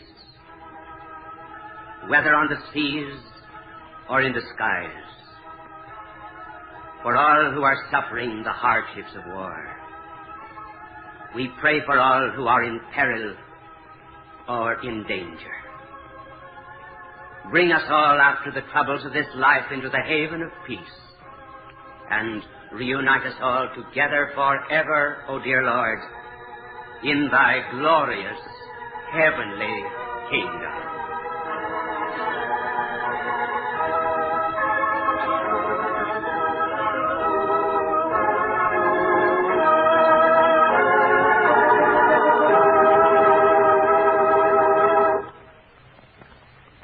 The address you have just heard was entitled The Christian Order and Education, and was delivered by Monsignor Fulton J. Sheen of the Catholic University of America. This was the 8th in Monsignor Sheen's series of 17 addresses on the crisis in Christendom. A copy of today's talk, as well as the booklet referred to by Monsignor Sheen, The Shield of Faith, may be obtained by writing to the National Council of Catholic Men, Washington, D.C., or to the station to which you are now listening. Incidentally, we're glad to announce that these booklets are now being mailed out as rapidly as possible to the thousands who have requested them.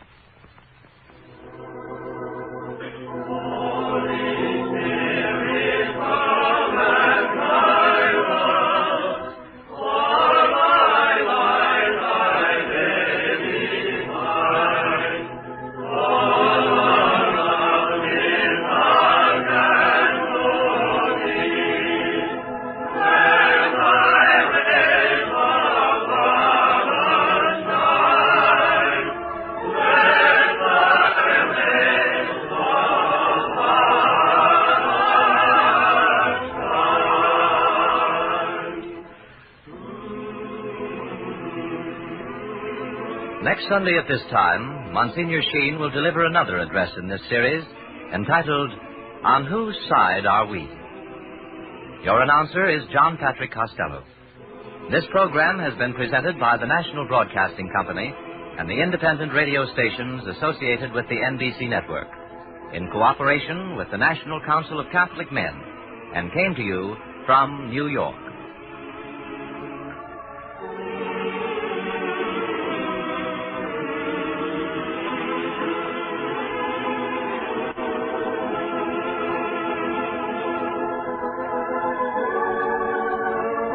This is the National Broadcasting Company.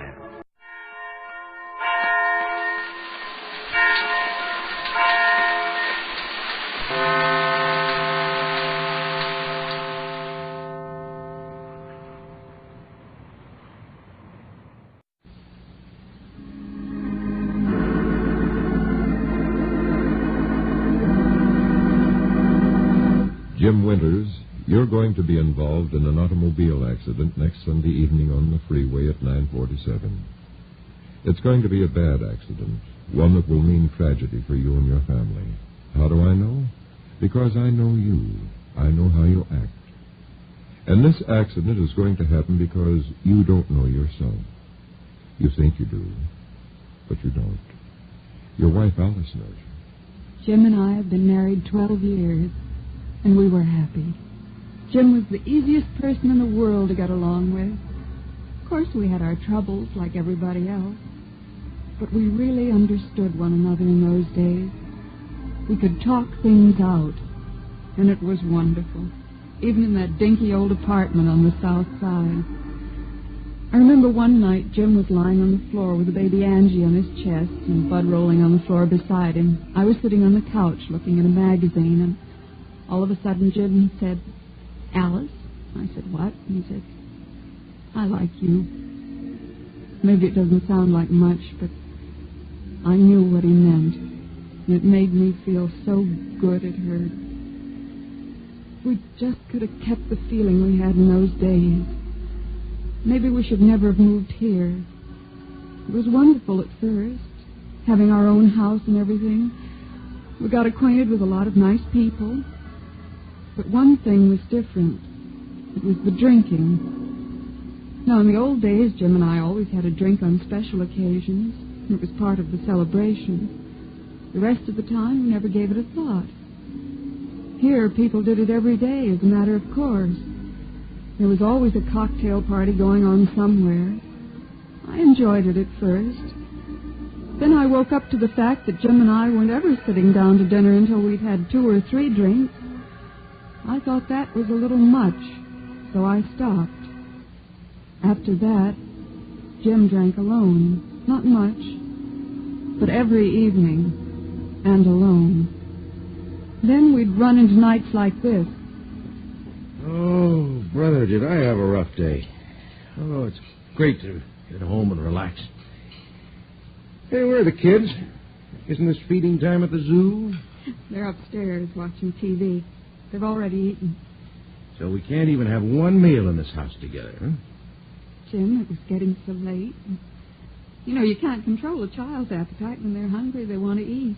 What are they, a bunch of tapeworms? All right, Jim. After this, I'll make them wait. Won't hurt them. Well, no. Don't do it on my account. I'm sorry. I guess I fouled things up again by holding up dinner. Jim, the repairman was here today about the washing machine. He said it was just some little screw. Now, wait a minute. Stop right there. How much have you paid out already for repairs in that machine? Well, we've had it 2 years, and this is only the second time I've called the man. Now, I mean in actual dollars and cents. Let's be businesslike about this thing. Huh?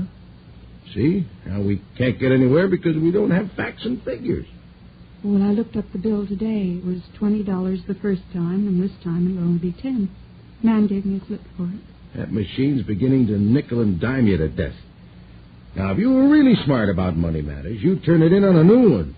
Save all that money. We wouldn't get anything on this one if we turned it in. When it's fixed, it's as good as new. $1 here, $1 there. You keep it long enough, you'll pay out more in repairs than the original cost of the machine. I know from experience. It's cheaper all around to buy a new one. You think we can afford to buy one? Now, let me decide that, huh? Ugh, here you go again, spoiling everything. I want to do something nice for you, and you won't let me. All right, Jim, I'll look at a new machine. How'd things go at the office today? Oh, okay. I'm getting fed up with that outfit. The boss had one of his sales staff meetings, and he started yapping about his expense accounts. For 2 cents, I'd have gotten up and told him off. No, I'll get it. Ugh. Hello? Oh, yes, Mother. Yes, I think 4:30 tomorrow will be all right. All right, I'll meet you there. How's Margaret feeling? Oh, well, I think... Alice, your dinner's getting cold. Fine. All right. I'll meet you. Bye. Gosh sakes, hasn't she got all day to phone? About my sister Margaret. She hasn't been feeling well, you know. Why does your mother have to wait until we're in the middle of dinner? Mother didn't know we were still eating. It's really past dinner time. Jim, you were telling me about the boss and the expense accounts. What happened at the meeting? What'd you say? Me? No, I don't remember now. The phone call put it out of my head. You aren't interested in what goes on where I work anyway. All you care about is dinner on time. Why don't you write it on the wall? Jim, you must not take 5 minutes for a drink before dinner. Well, why don't you print a sign hanging around my neck? Oh, Jim, what makes you carry on like this? Oh, sure, I'm carrying on. It's always me. You can make my kids eat dinner before I'm ready. You can make all the decisions about what we can and can't buy for the house. You can spend all kinds of time gassing with your mother. And the minute I open my mouth, I'm carrying on. Jim, you haven't finished half... As far as I'm concerned, dinner's over. Go in the living room, read the paper. The next morning, he'd be all right again. Only he won't remember what he said or how he acted. I can't make him believe it. I can't get through to him. More and more, he's turning into a different man. Nothing like my good, steady Jim. And when I try to love that stranger as my husband, it breaks my heart to watch the way he's wrecking himself. But I don't know what to do. Yes, your wife knows you, Jim Winters. Your employer knows you, too. Mr. Jordan's been disturbed by what he's seen lately. Jim's been with me for 7 years.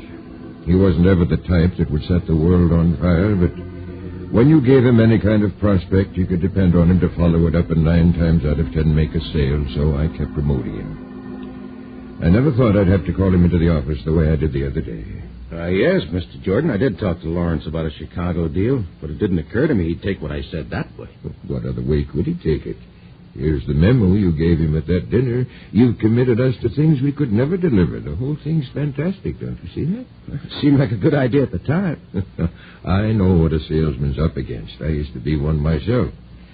Now, some fellas can drink all night and still talk sense. Others can't go beyond a few drinks without things getting out of hand. And there's some who start making fools of themselves after the first cocktail. Yeah, that's true. That's perfectly true. For that kind of fella, there's just one answer. Stop before the first one, if he values his reputation and his job. That's right. That's certainly true. All right, Jim. It's up to you now. Me? Yes, Jim. I'm talking about you.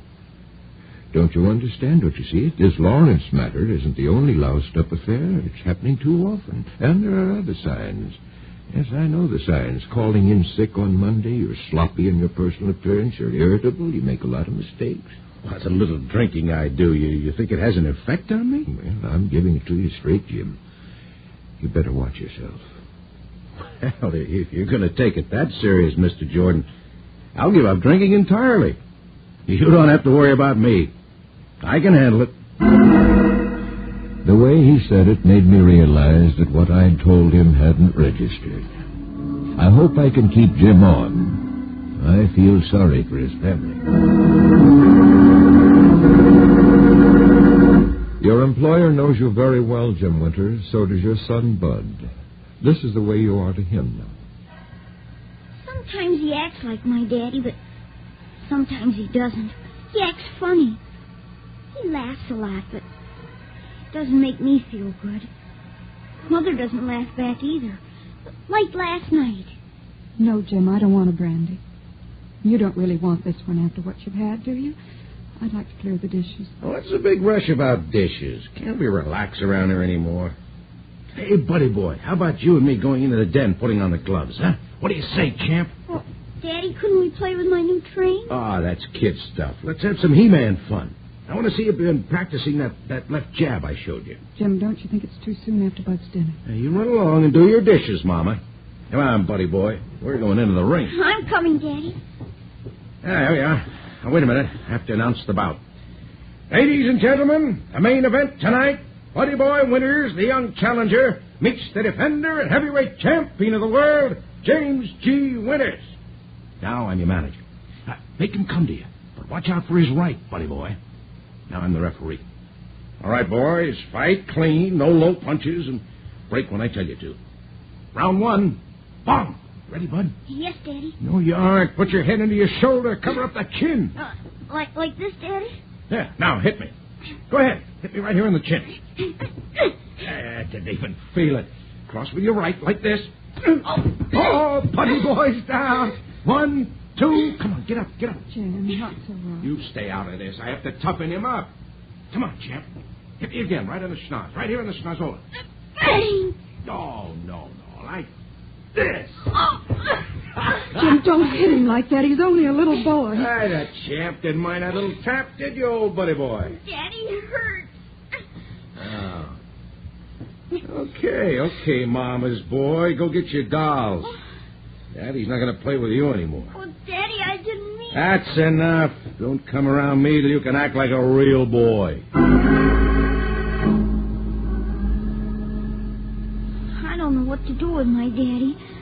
I want him to play with me like he used to, but I was never scared of him then. They all know you, Jim Winters. They've all tried to make you take a good look at yourself, but you keep ducking. So you're going to have the accident this Sunday evening. You'll be feeling good, so you'll take the family out to dinner. You'll follow your usual pattern for an evening out. When you sit down at the table, you'll be yourself, smiling, good-tempered. Cocktail, overly bright and cheerful. Cocktail, talkative and getting fussy with the children and the waitress. Gentle reminder from Alice that it's a long drive home. Cocktail, you get stubborn. You know what's on her mind. She's not fooling you. She's going to want to drive home.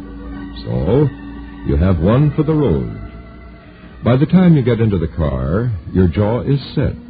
Nobody's going to tell you when you can drive. You take the freeway, the fast lane. Jim? Now, what's the matter? I think that car head's slowing. Jim? All right, I slowed down. Told you before I don't have to stay a mile behind the car in front of me. Jim, we don't need to get home so quick. Angie's quiet. Bud isn't sleepy, are you, Bud? No, I'm not sleepy. All the time we were eating, you kept yapping it was getting late. Daddy, don't drive so fast. I'm scared. Bud, be quiet. We'll be home soon. We'll be there in no time. Oh, there's our cutoff. Jim, wait, don't cut across the lane. There's a car beside you. Oh, he's going straight on. He knows I want to turn. He'll slow down. He has the right of way. Oh, Jim!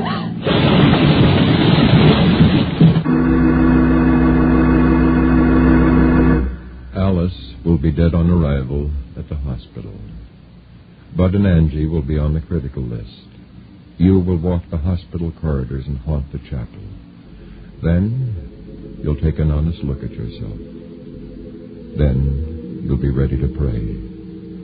Then you'll beg God to hold off the consequences of your folly.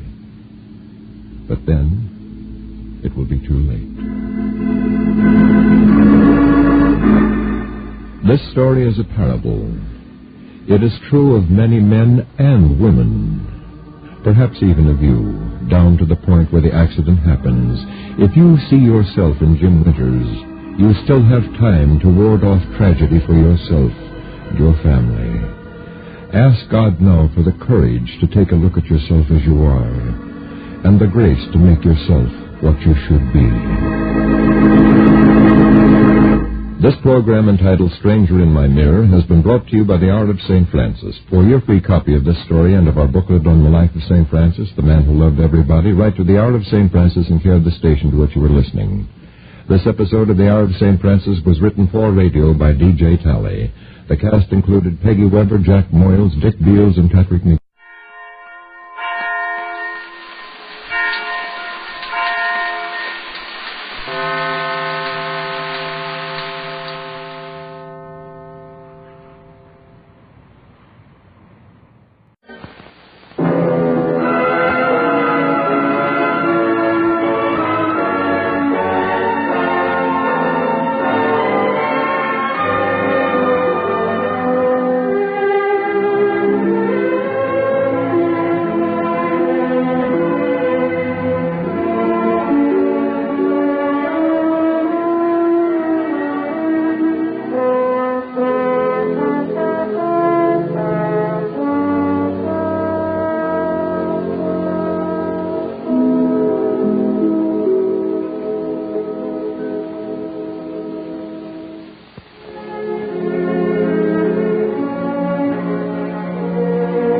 Of Jerusalem, crowded at all times, filled to overflowing during the annual feasts of the Passover. Travelers from all the lands of Israel thronged to the great temple. The mighty courts resounded to the blaring ram's horn trumpets. The smoke of burning offerings ascended from the altars. It was to this same temple that 3 decades before, Joseph and Mary had brought the infant Jesus for the sacred rite of dedication. It was within these vast courtyards that in his boyhood he had impressed the scribes and the sages with his wisdom and understanding. Here he had returned in the early days of his earthly mission as an unheralded teacher, unknown except in his homeland of distant Galilee.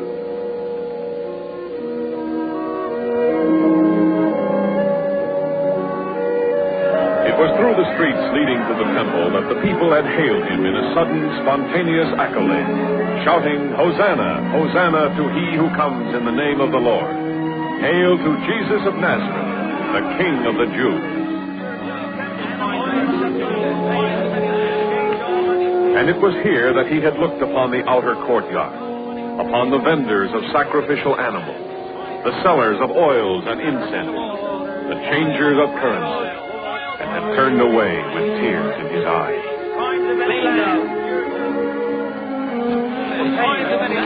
On the following day, Jesus and the 12 came from Bethany and entered the temple.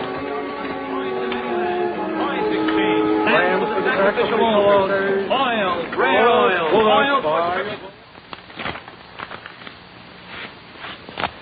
Have them copy the shukra with the changes I authorized. Yes, Excellency. Excellency, my Lord Caiaphas, the Nazarene has returned. How many are with him? Only his closest disciples, 11 or 12. Where is he now? In the inner temple, praying.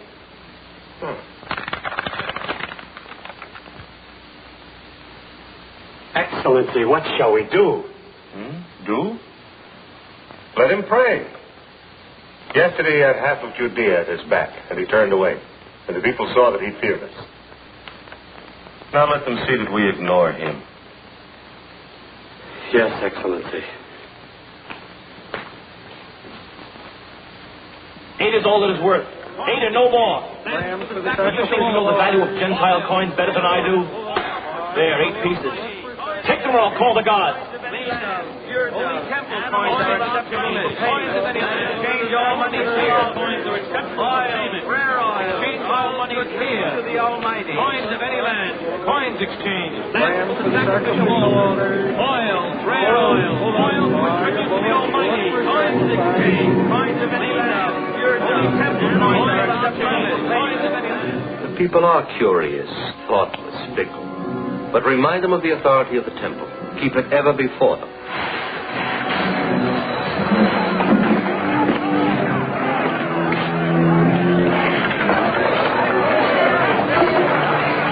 Nazarene. You shall not make my father's house into a marketplace. Is it not written, my house shall be called a house of prayer for all the nations? But you have made it a den of robbers.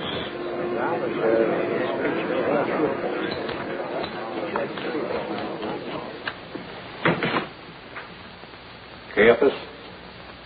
Here. Messias has returned. The Nazarene's in Bethany, dining with his disciples, surrounded by a horde of followers. Messias mingled with them, pretended to be one of them. He reports that they're saying that Jesus is a prophet, the son of David, the Messiah of Scripture. They're saying that a wealthy woman thrust into where he was seated at table and anointed his hair with rare oil as though he were already a king. Do you think he'll lead a revolt against us? I think he has. Yesterday he entered the city to a thunder of cheers. Today he stormed the court of all nations, defied my authority, openly, brazen. And tomorrow? Tomorrow. I don't know. I don't know.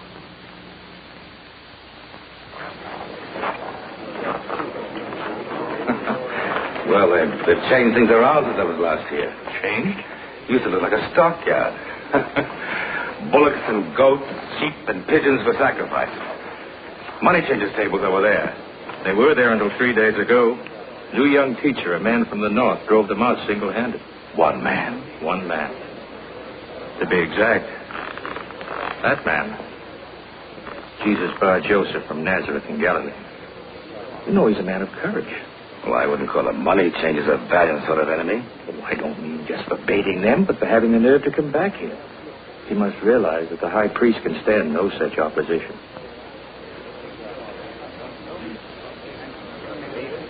Uh-oh. What's wrong? There go two of Caiaphas' closest aides. Let's stroll over and see what's happening.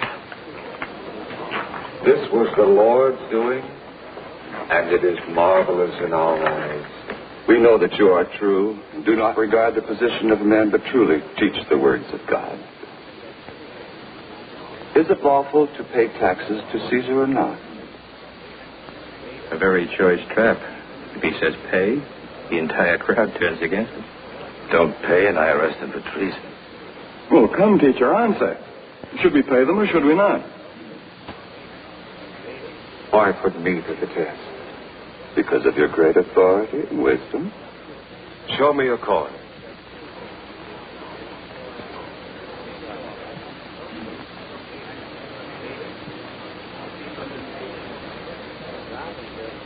Whose likeness and inscription is on it? Why, Caesar's. Render unto Caesar the things that are Caesar's, and unto God the things that are God's.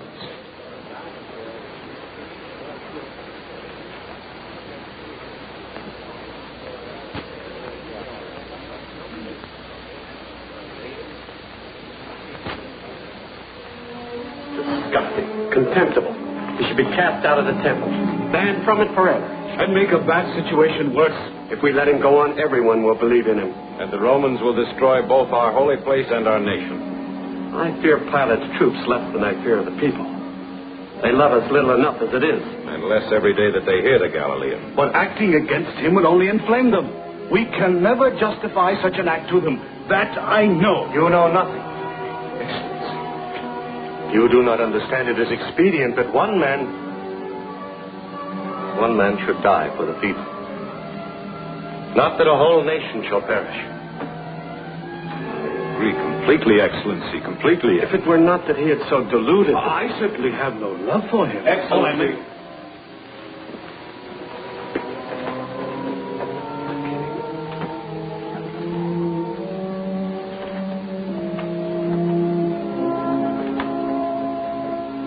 How is he called? Judas, Excellency. Judas Iscariot.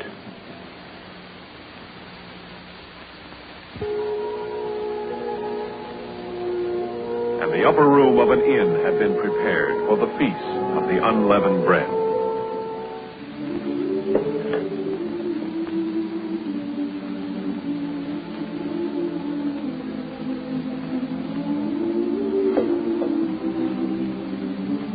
My children, I have earnestly desired to eat this Passover with you before I suffer. For I tell you, I shall never eat it again until it is fulfilled in the kingdom of God.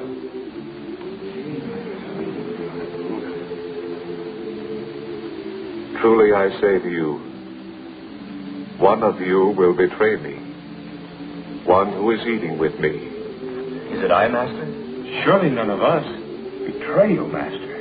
Who could it be, Master? Oh, no, Rabbi, it couldn't be. No, Master, no. It is one of the 12 who is dipping bread with me. For the Son of Man goes as it is written of him. But woe to that man by whom the Son of Man is betrayed. It would be better for that man if he had not been born.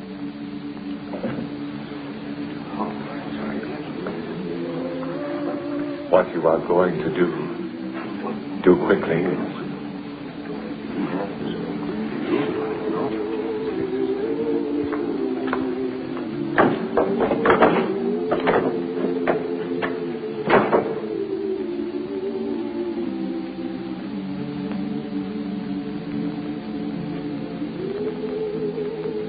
Blessed art thou, O Lord our God, King of the world, who dost bring forth bread from the earth.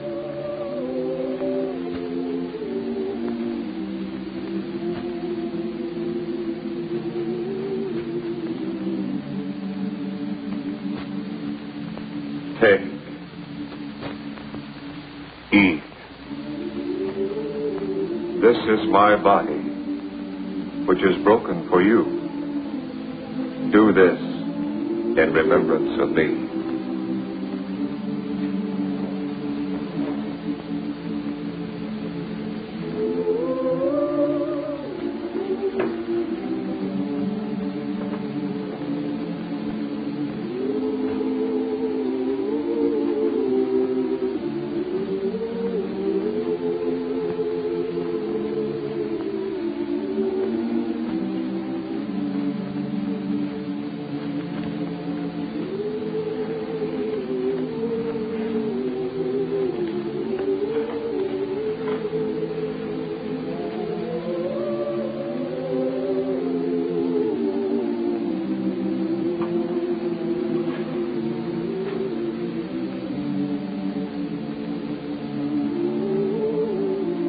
Blessed art thou, O Lord our God, King of the world, who has created the fruit of the vine.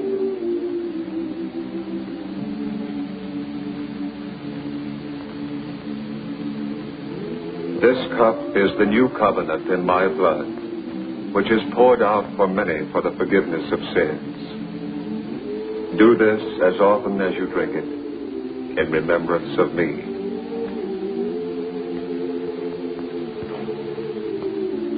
Truly I say to you, I shall not drink again of the fruit of the vine until that day when I drink it new in the kingdom of God.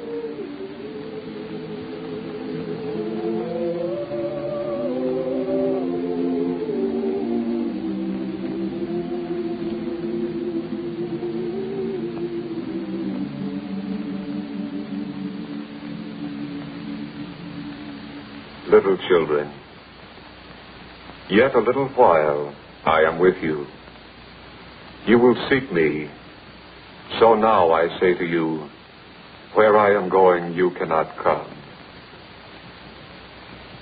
A new commandment I give to you, that you love one another, even as I have loved you, that you also love one another. Lord, why cannot I follow you now? I will lay down my life for you. Will you lay down your life for me? Yes, Master. Yes. Even if they all fall away, I will not. Truly I say to you, this very night before the cock crows twice, you will deny me 3 times. No, Master, no. If I must die with you, I won't deny you. We will not fail you, teacher. You know that I love you. Depend on me, Master. None of us could betray you. No, no.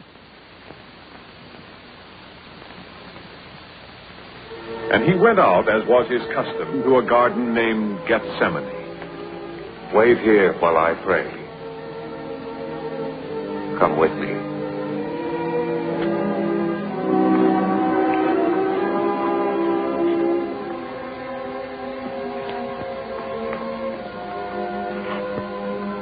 My soul is very sorrowful, even unto death.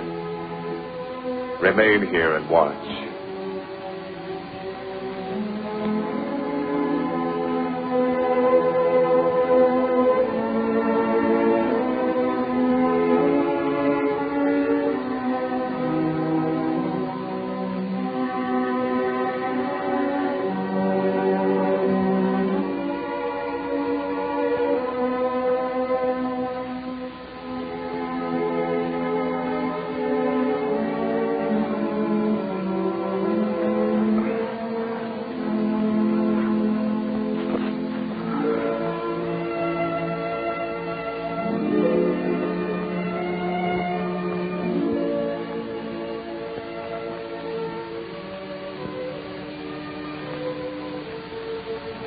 Father,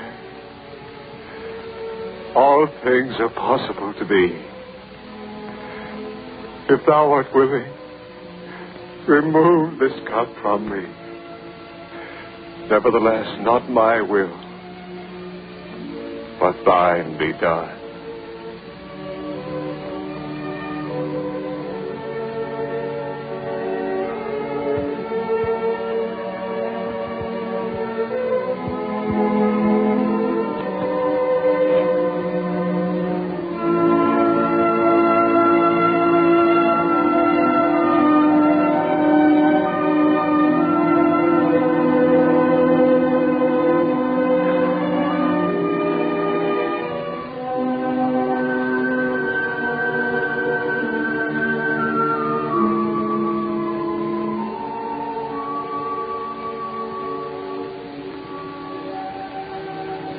Simon, are you asleep? Master. Could you not watch with me 1 hour? Watch and pray that ye enter not into temptation. The spirit indeed is willing, but the flesh is weak.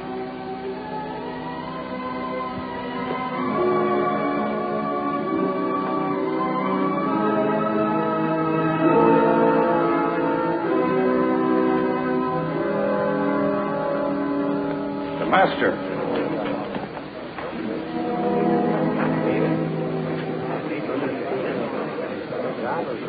Behold, the hour has come. The Son of Man is betrayed into the hands of sinners.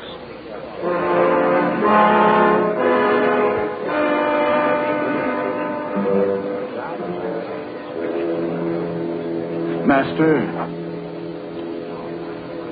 Judas, would you betray the Son of Man with a kiss? That's the man. Lead him.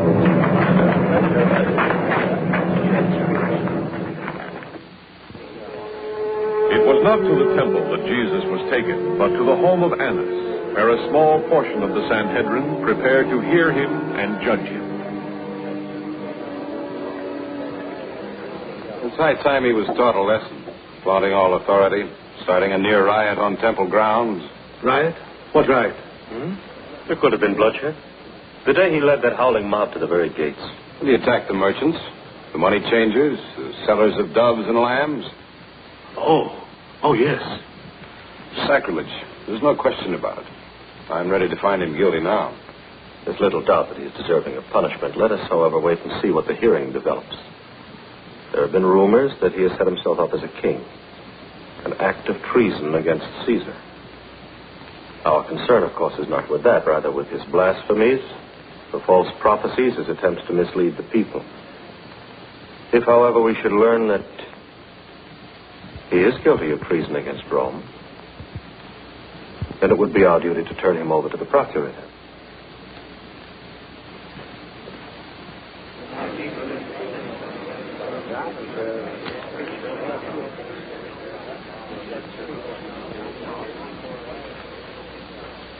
Stand there.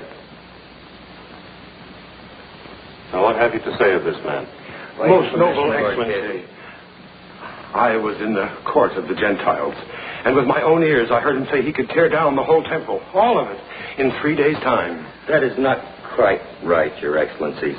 What he did say was that if the temple were destroyed, he could build another like it in 3 days, with his bare hands. Oh, he said he could tear it down, not rebuild it. I was as close to him as you were. I heard what he said. Enough. You may go. You waste time. These fools don't even have sense enough to agree. The Tsar and I told them. Jesus of Nazareth, step forward.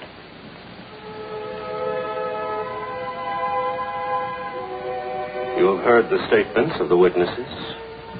Have you no answer to make? What is it that these men testify against you? I adjure you by the living God. Tell us if you are the Christ, the Son of the Blessed. You have said so. But I tell you, hereafter you will see the Son of Man seated at the right hand of power, and coming with the clouds of heaven. Blasphemy! Why do we still need witnesses? You've heard his blasphemy.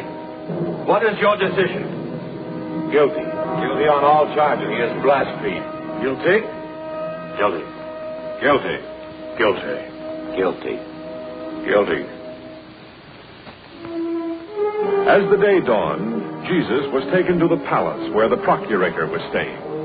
Those who escorted him, having already purified themselves for the observance of Passover rites, declined to enter the abode of a Gentile. Pilate, awakened before his accustomed hour, was in a surly mood.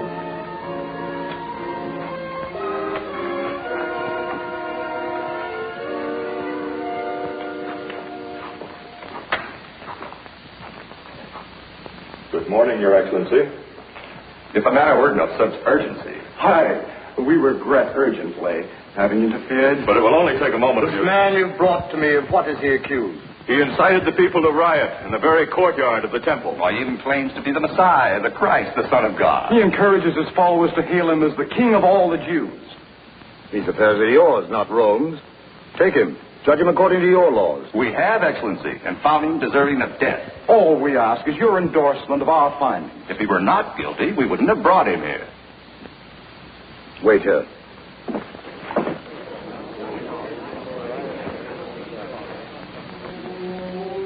And Pilate questioned Jesus, seeking to find if there was truth to the charge that he had plotted to proclaim himself a king. Are you a king, then? You say I am a king. To this end was I born, and for this cause I came into the world, that I should bear witness for the truth. Everyone that is of the truth hears my voice. Truth? What is truth?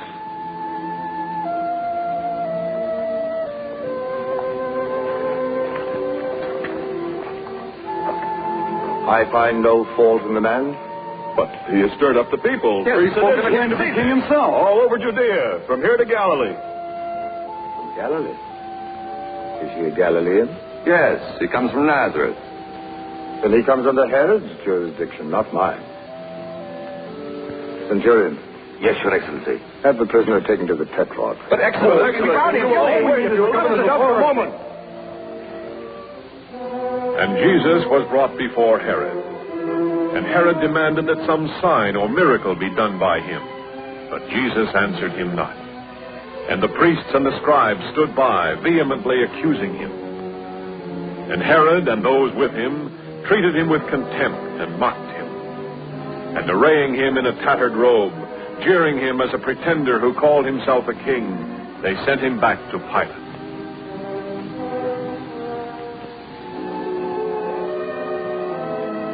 And so Jesus was once more brought before the procurator.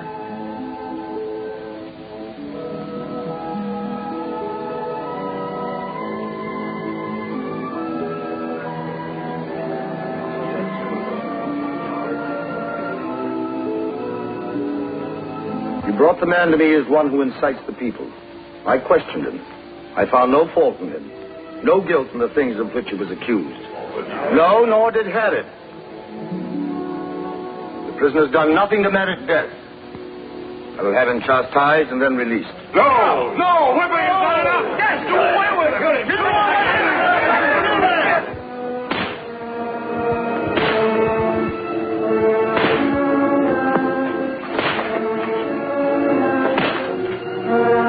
As he was flogged, brambles were taken and woven together.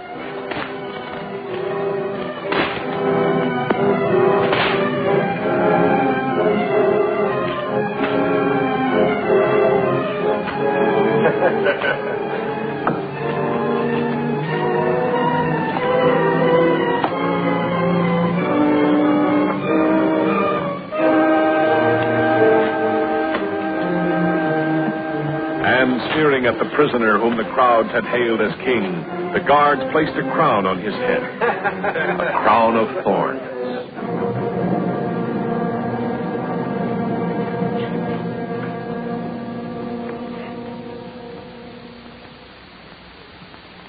You have heard how many things they have witnessed against you. They say you call yourself the Son of God. Who are you? From where do you come? Why don't you answer? Don't you realize I have the power to release you or crucify you?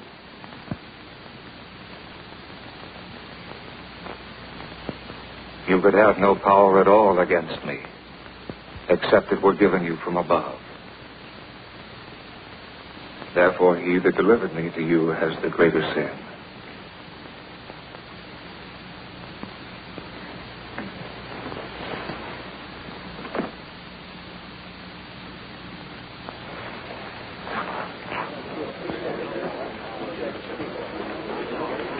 If you release that man, you're no friend of Caesar's.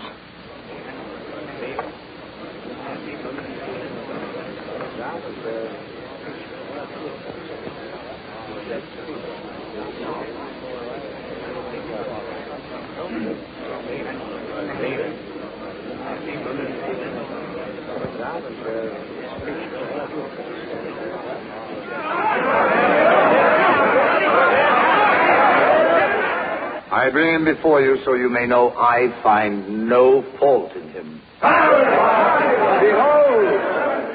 the man.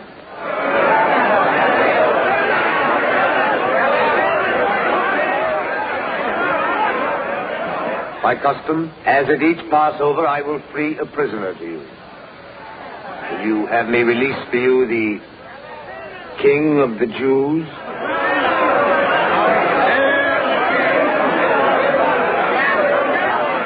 What then shall I do with Jesus called Christ?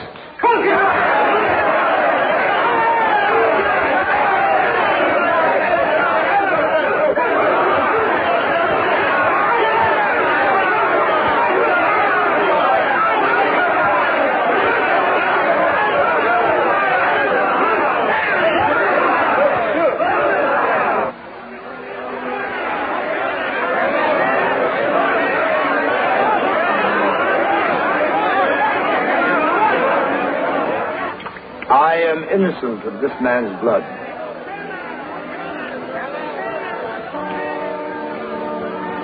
See to it yourselves. Release Barabbas.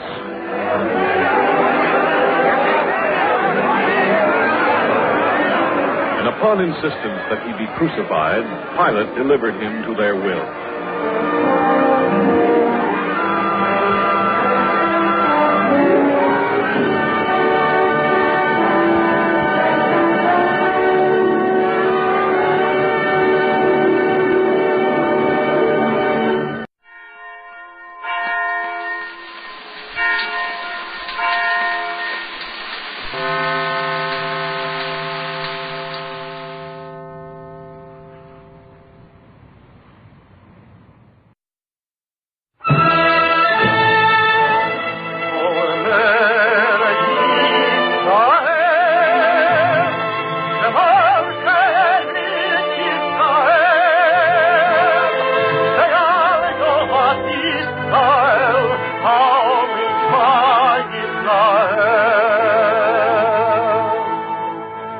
And the Lord spake unto Moses, saying, Command the children of Israel that they bring unto thee pure oil olive, beaten for the light, to cause the lamps to burn continually in the tabernacle of the congregation. And it shall be a statute forever in your generation.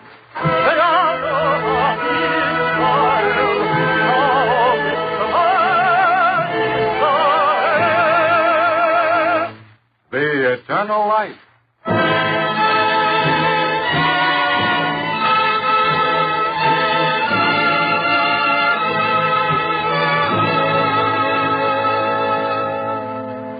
The National Broadcasting Company and its affiliated independent stations make free time available for the presentation of The Eternal Life, a program which comes to you under the auspices of the Jewish Theological Seminary of America.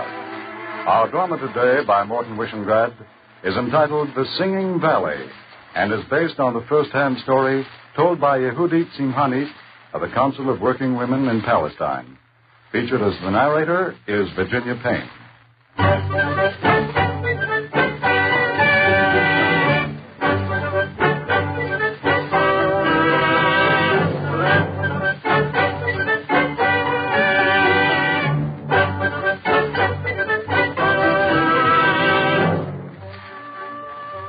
By the springs of Nahalal, sweeter than the nightingale, the field swallow sings. The black iris spills wild across the valley, and if you look, you will see the first anemones reddening on the hills. The day breaks wet with morning dew, and the night hangs a candelabrum of stars. It is my valley, Emet Jezreel, the valley of Esdraelon. It goes down from Haifa in the land of Israel. It is a singing valley. Evenings when the houses lay white in the moon, and watchmen stand in the cottage shadows of the settlement, a gush of singing begins at Sha'ar Hamarakim in the north and continues beyond Beth Alpha in the south. Emet Jezreel is singing Ashrei Ha'ish. We have borne our sheaves unto the hills of Zion to make way for the redeemed who come streaming into the land.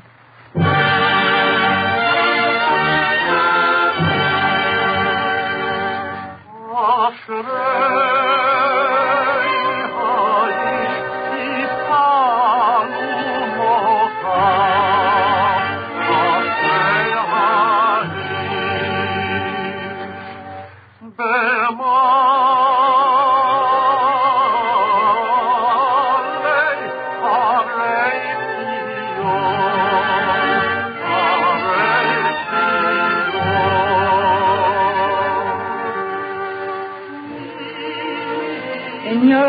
and you would call me Judith. But here I am known as Yehudit.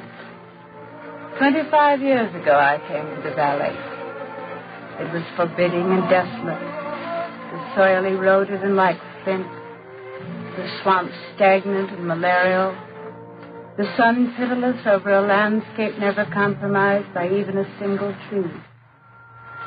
I remember the day we came. Pioneers. Hollywood. A brave name for frightened young people from Russia and Poland. We felt the sun. We touched the soil. We smelled the stagnation of the swamp. And my brother Levi and David, whom I was to marry, stood with me almost without voice for speech. I'm thirsty. Just to look gives you a thirst. Levi. What, David? The canteen. Sorry. Help yourself. You drink first, Yehudit. David, where did this water come from? The spring. The spring that feeds the swamp. The Arab who showed it to me said it was good water. I'm thirsty, David, but I'll drink the water after it's boiled. Yehudit, we mustn't be squeamish here. Levi's right. The Arab says he and his family always drink it. Ibrahim, that's his name, isn't it? Well? While you and the others were talking with him, I saw his children. Their bellies were swollen. Can't blame that on the water. Oh, perhaps not. Their eyes were inflamed, oozing. Perhaps you can't blame that on the water either, but let's boil whatever we drink, David. It's a lot of trouble, Yehudit. Takes a lot of trouble to live, especially here. I spoke to Ibrahim's wife. She told me a proverb of the valley. It takes 4 dead babies to make 1 live baby. 4 out of 5 babies die. Yehudit, our children will live. Will they?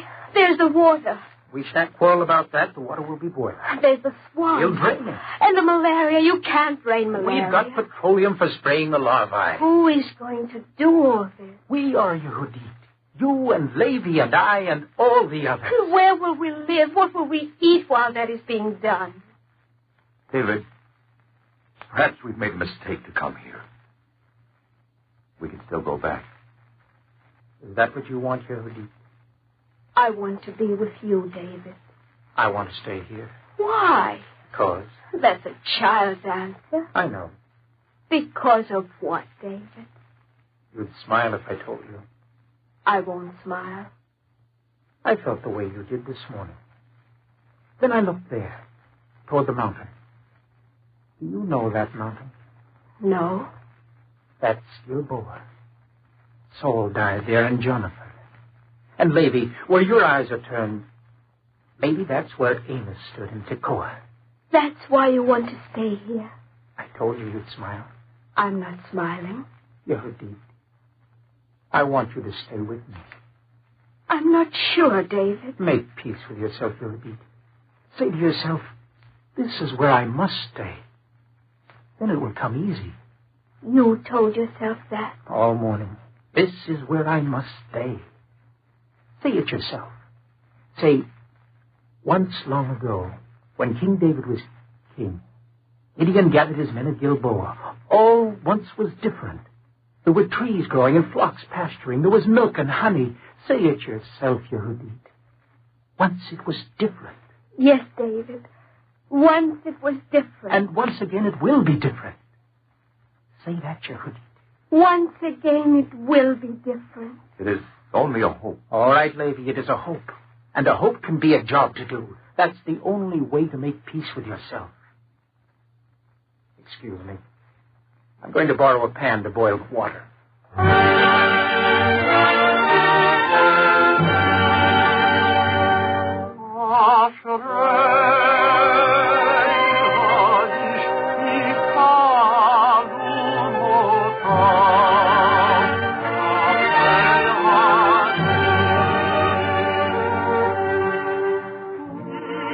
Stayed. David was right. Every hope is a job to do. Only we never dreamed how large the task was. The sun was our enemy. The soil was our enemy. The standing water breeding mosquitoes was our enemy. There was no softness for us, no favorable aspect. Only labor, hard labor, unremitting. You had to be strong in order to live and to work. I married David on the 6th day of Elul. On the 7th day of Elul, we went on our honeymoon. Congratulations, Yehudi. This is your hammer. They were building a road from Nazareth to Haifa, a road of stone through a land of sand.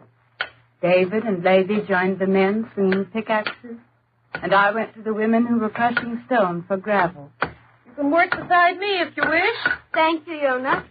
The general object is to make little rocks out of big ones, like this. All you need is a dull mind and a large muscle.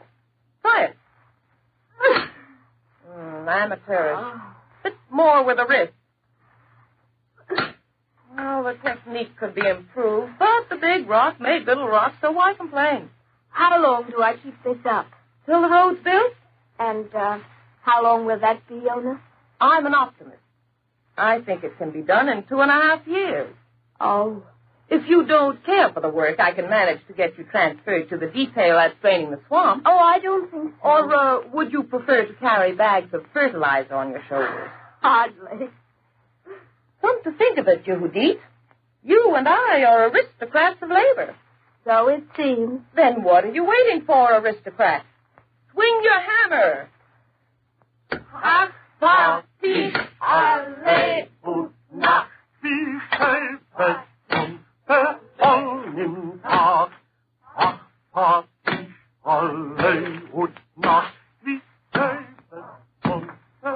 song of the road builders. Patish. The hammer beats, the trough of pitch boils, the press levels new roads to the sand. So shall we conquer the desert and desolation.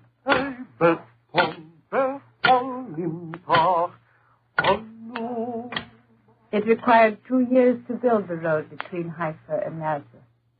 And for 2 years, the hammer became an extension of my arm. We lived in a tent, David and I. We owned nothing. What we had, we shared with the others. We were working together for Zion, romantics who were prisoners of a wonderful daydream. And never did people engage in a collective daydream under more adverse circumstances. For the enemy was constant and unremitting. The enemy attacked each day after sunset. The enemy came in on a small sound, which magnified between the hills an almost extinguished sound of life itself. I told you I'd get him. All right, Levi. If you're tired of playing, you can lie back on your pillow. I'm not playing, David. I've made myself a vow to attend to every mosquito in Emek Jezreel, personally. Stop bragging and lie down. Headache? Headache. I don't remember anything. I don't remember anything like it. Why am I yawning so much? It's a symptom. Of what? The cold stage of malaria. Yawning, headache, lassitude, then chills, then fever, then the sweating. How do you know so much? I read a book. You're a sadist. Why? Having fun with my symptoms. Your symptoms. It's hardly an exclusive disease. I had chills this morning. So did Yehudit. That's quite a happy thought, Levi. Yehudit has malaria, and Yehudit is going to have a baby.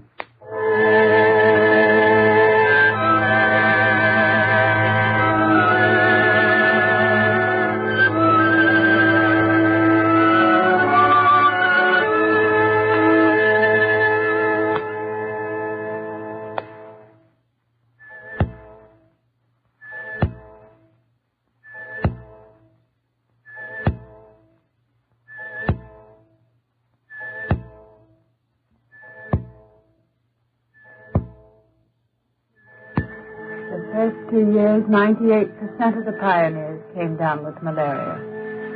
Quinine helped, but not enough.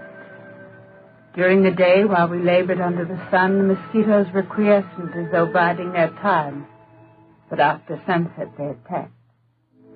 We screened ourselves as best we could in our tents.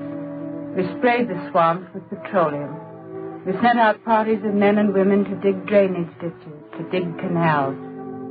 But there were always enough mosquitoes to lance skin and plant a deadly parasite in the bloodstream. And then it came. The lassitude, the cold, the blue skin, the burning internal temperature, the nausea, the flushes, the sweat. And we worked between paroxysms of malaria. 98% of the men and women in N.H. Jezreel. And this is how I bore my first child, between attacks of fever. Yehudit, the wagon will be here in half an hour. Yes, Dave. Haifa isn't so far away. I'll come to see you at the hospital. David, will the baby live? It's a foolish question. 4 out of every 5 babies. Remember what Ibrahim's wife told me. The baby will be all right. You're not going to a midwife who doesn't even know to scrub dirt away from her fingers. You've been given prenatal care. Your baby will live, Yehudit. All right. May I come in? Of course, Levi. The wagon is ready. I thought you'd like to know. Yes. We'll carry you. I can walk. Not with malarial fever, you can't. I'll put you in the chair, and Levi and I can use the chair as a stretcher. Yehudit. Yes. Yehudit, you'll be all right. There isn't anything to worry about. She isn't a child, Levi. She understands. David, she's my sister. It isn't worth it. Too much pain here. Nothing comes easily. It's no good. David, why don't we admit it can't be done? It can be done, Levi. Don't make stump speeches. No one's listening. But we're doing it. We're scarecrows. We've lost. Listen, Levi, listen. There was no road. You and I and Yehudit and the others, we made a road. It became better. There was no tent. We put up the tent. It became better, didn't it? Yehudit and I have been alone. Tomorrow or the day after tomorrow there will come a child. That will be better, won't it? Now there are 15 in our group. And then there will be 20, and then 35 and 50. And that will be better, won't it? Come, lady. Help me carry her to the wagon, so she can be taken to Haifa to have her baby.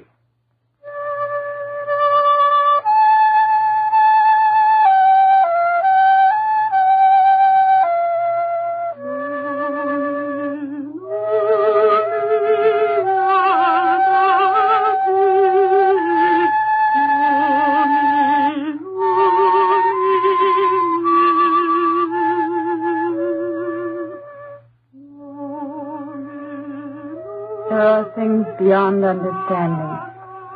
I had malaria. My husband had malaria. But my son was born.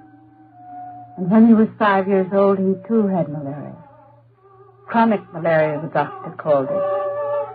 And yet he lived, because a wonderful thing came to us from America. Look, Yehudit, a case of condensed milk.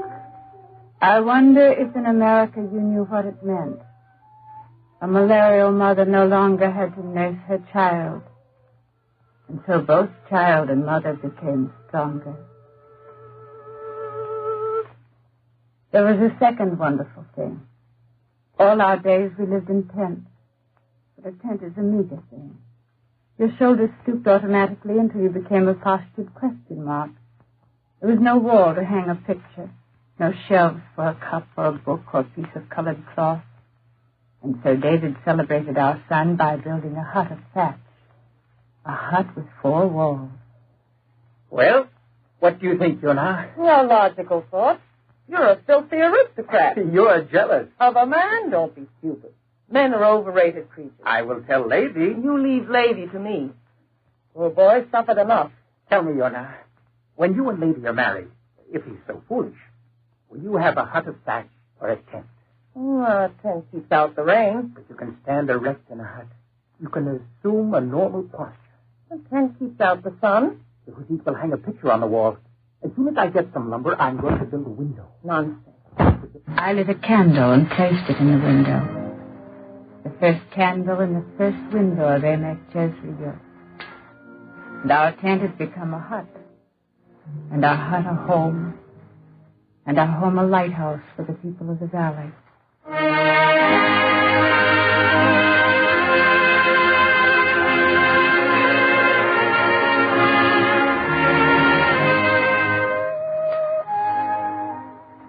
The valley brightened.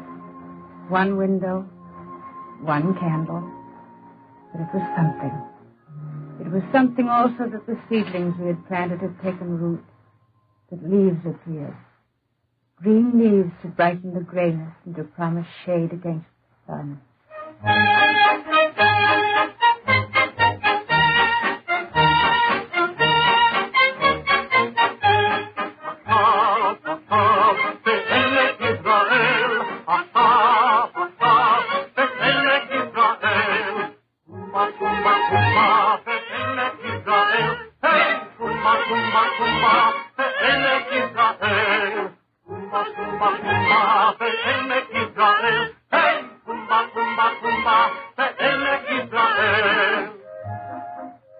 There was singing down the valley and there was dancing.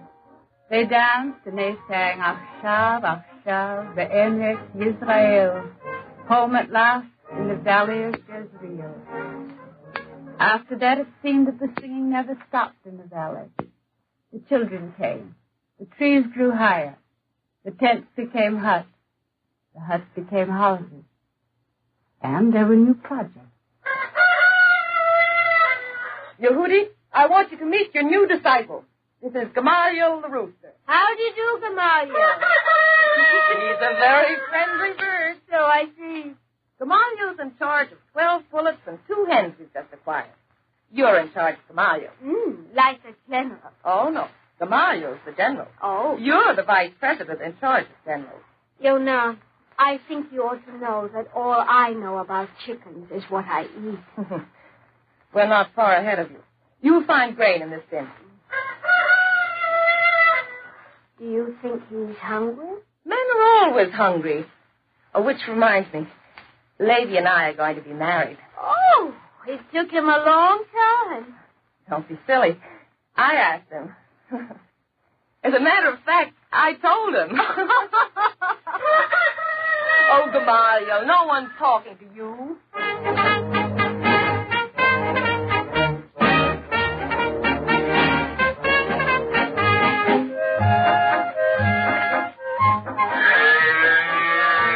Not bad, lady, is she? For our first cow, she's a little on the scrubby side. We'll do better later. But this cow is the beginning of the first dairy in Emek Jezreel.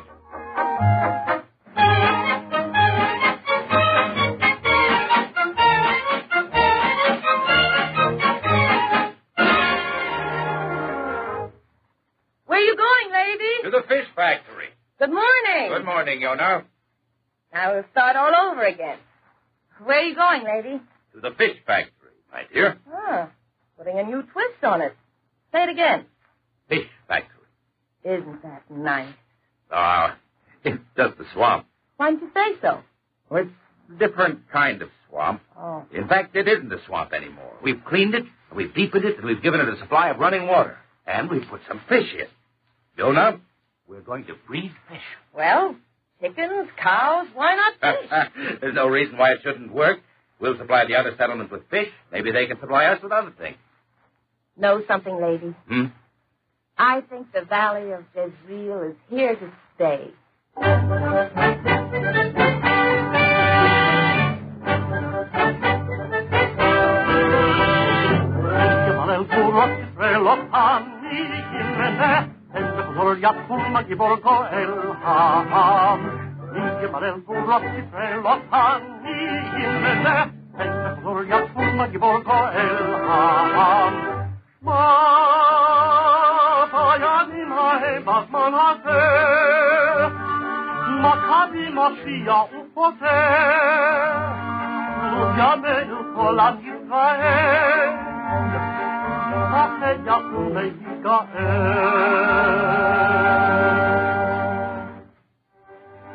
The valley has grown. Now, once again, we have come to the season of Hanukkah. My children and Yonah's children, they light their candles for Judah Maccabee. and for the soldiers of Israel who cleansed the holy temple of Jerusalem, and in that time rebuilt the Holy Land.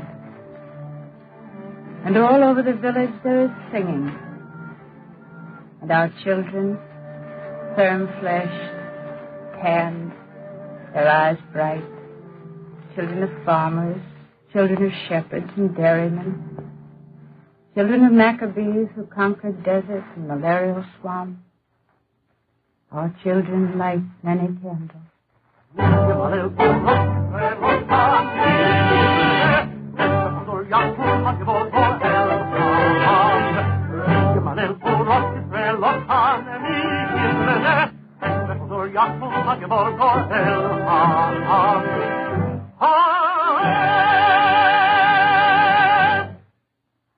And now we present Mrs. Israel Goldstein, President of the Pioneer Women of America, speaking from Philadelphia. Mrs. Goldstein.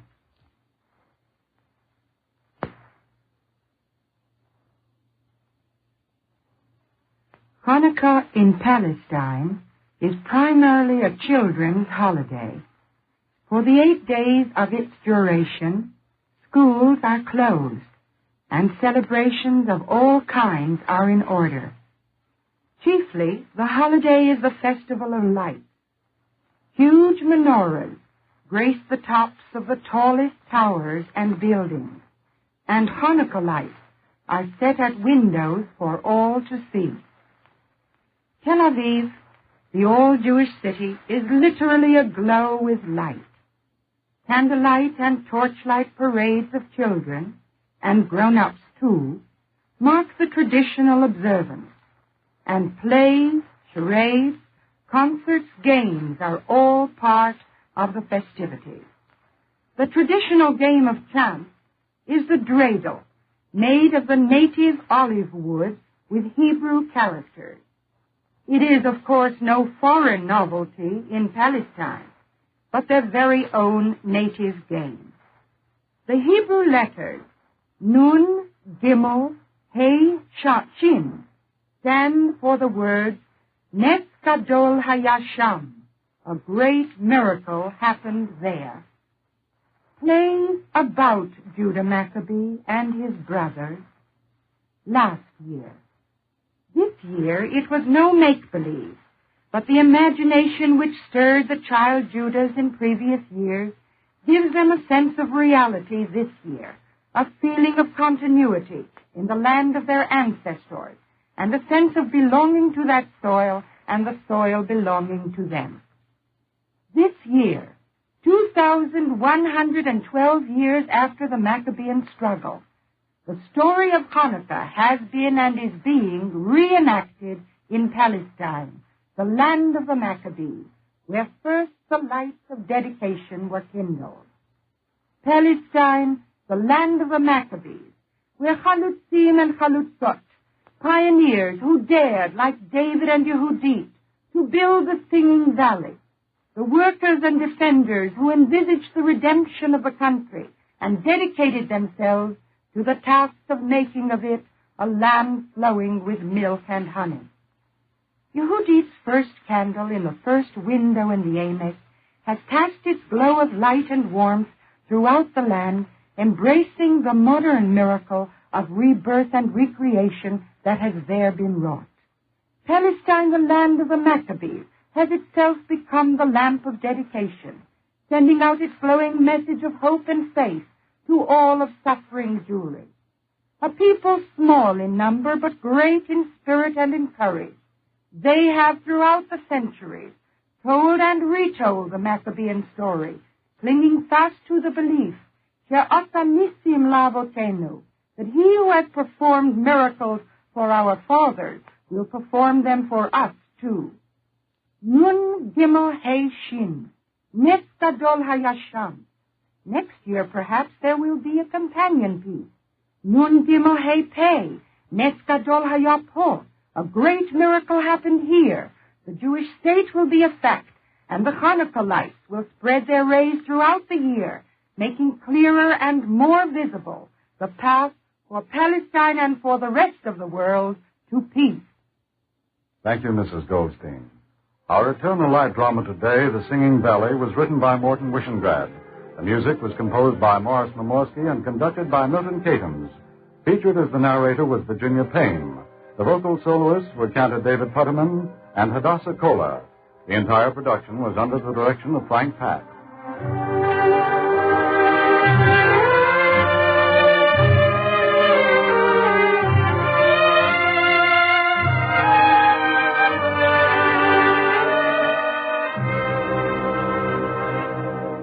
This is NBC, the National Broadcasting Company.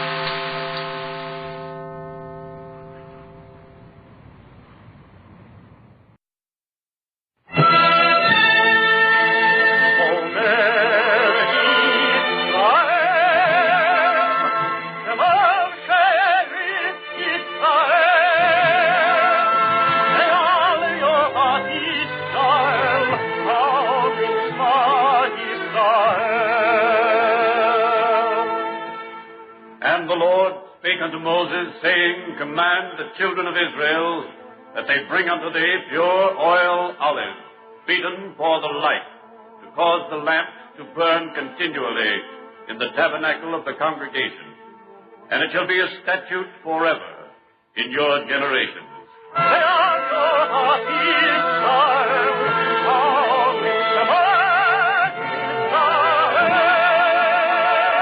The Eternal Light.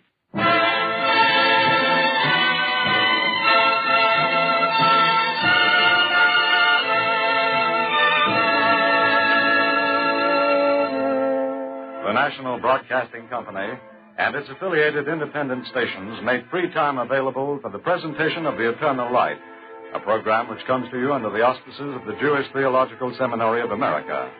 Our drama today by Arnold Pearl is entitled Enzo Sereni, featured Jack Lloyd, Roger DeCoven, and Charlotte Holland.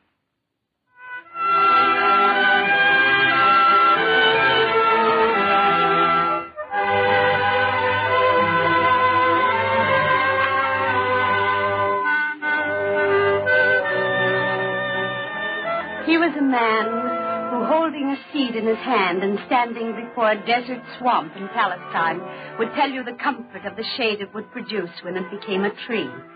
He would point to where the flower would bloom in the marsh and tell of the taste of its future fruit. And just before his death at Dachau, where he was tortured, he wrote, If you know how to live, my darling, as required, and how to die as is required, the light will not be lost.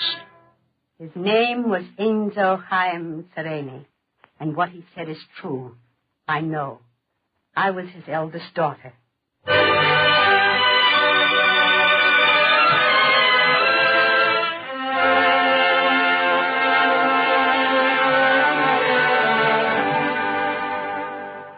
My father's house in Rome when he was young had 20 rooms. Life for my father when he was 16 was a round of receptions, teas, banquets. There was always laughter and tinkling glass and always also something that my father hated. Oh, wonderful, Guido, wonderful. It's the most exciting thing I've ever heard. So did you hear? What was that, Marchesa? Oh, how far away we are today. Sorry. Guido was telling me. Oh, tell him, Guido, just as you told me. And don't change a precious word. I was saying, Sereni, have you ever been up in a plane? Been up at the controls? No, I haven't. Yesterday, I went up with the airmen. They let me hold the stick a while, guided. Then I went back to the bombardier, looked through the sights. You've never done that? No. Oh, tell him. We took a target, several stacks of hay in the field, and let fly with the bombs. I tell you... Now, listen to this. It was a symphony in movement. The bomb struck and burst, erupted, reached into the sky. It was a rose blooming, a flower opening, a violent, magnificent flower of destruction. I felt like a god. Oh, just to hear him say it. And someday, think, Enzo, to drop such roses on our enemies, to bring again the grandeur that was Rome, to build with our fascisti a new world, to cleanse the earth with violence. Oh, what's the matter?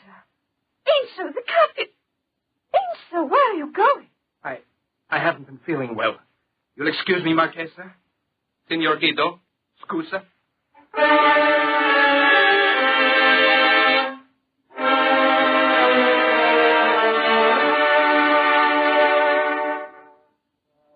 Perhaps it was because my grandmother lit candles every Friday night and said the words of blessing for the Sabbath Queen. Perhaps because the greeting that my father loved best was shalom, peace. Perhaps also he turned because of what he read aloud in the evening from the book of Psalms. Happy is the man that hath not walked in the counsel of the wicked, nor stood in the way of sinners, nor sat in the seat of the scornful. But his delight is in the law of the Lord, and he shall be like a tree planted by streams of water, that bring forth fruit in its season, and whose leaf does not wither.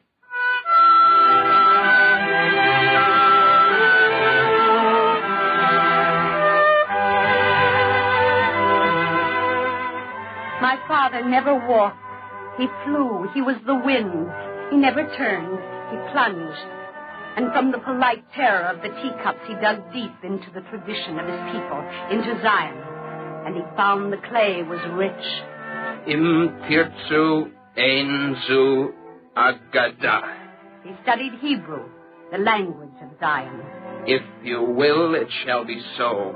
Im tirtzu einzu agada. He lived with Akiba, Bar Kokhba, Judas Maccabee, the heroes of Zion.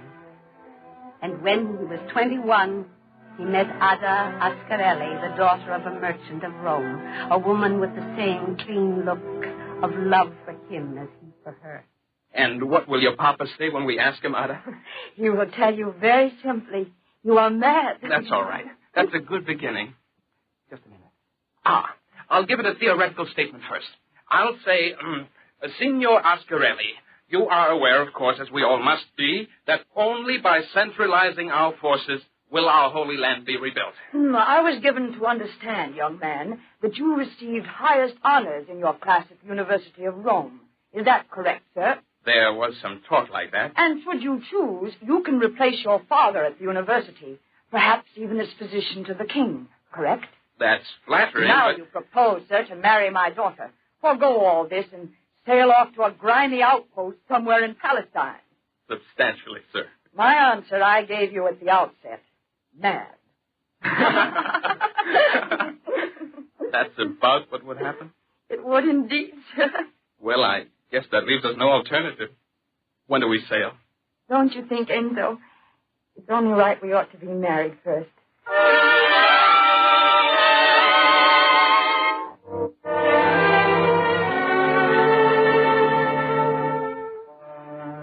They were married that year, and in 1926 they sailed for Palestine. Toward the end of the year, I was born.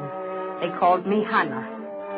Dear father and mother, Ada and I have settled in the Negev, in the south of Palestine. To look at, the land is not much, and to a Roman eye it might even seem a wilderness.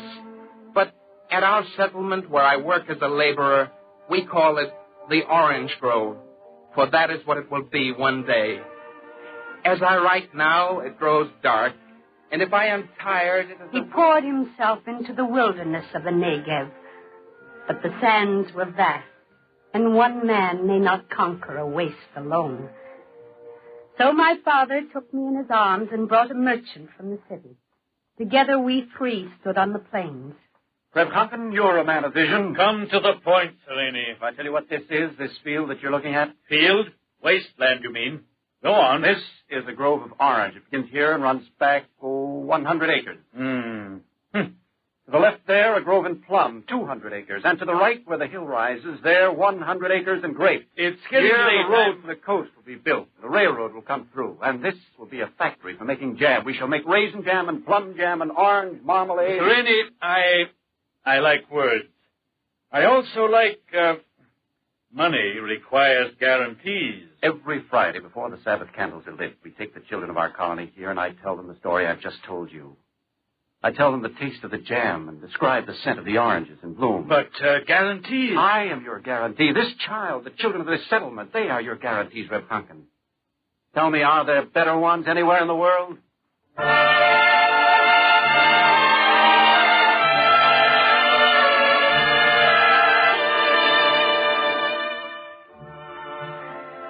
The money was given, the dream nurtured and begun. And Givat Brenner was built with my father's flesh and blood, and with the love and hope of us, my mother, my sister, my brother, my friends. Where 30 souls once struggled between the parched hills, now hundreds worked and lived amid the growing green of grass, then trees, then orchards. And in the evenings, I remember, I was sick. My father would come from the fields at dusk. Anna, my darling, run to Reb Bailson and his wife and to Reb Miller and his sons and all the others and tell them tonight we listen to songs from Brahms. You remember that? Songs from Brahms. Songs from Brahms. Yes, Papa.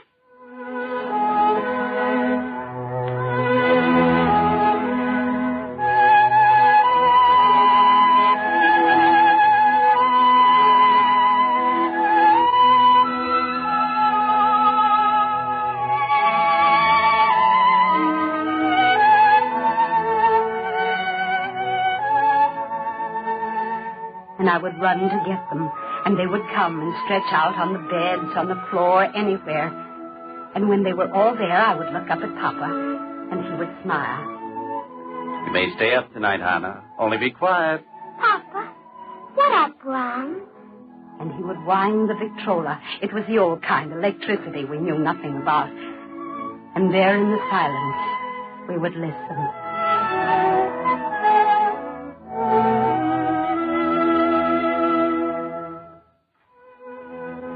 Each face was shining with fatigue and with peace. Some sat, Reb Bailson with his pipe in his mouth that he forgot to light, Reb Miller's oldest boy looking out the window into the stars. And I would sit between my father's knees, his hand in my hair, and he would whisper in my ear. Those are Brahms, Hannah. You like them? Yes, Papa.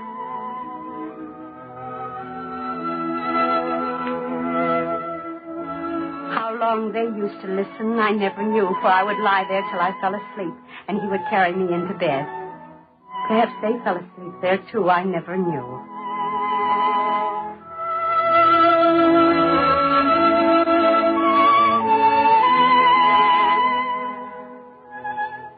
As it is said in the words of the rabbis, he sought peace all his life, but for the righteous there is no peace. They came to him, the elders of our settlement, with their problem, the problem of Israel.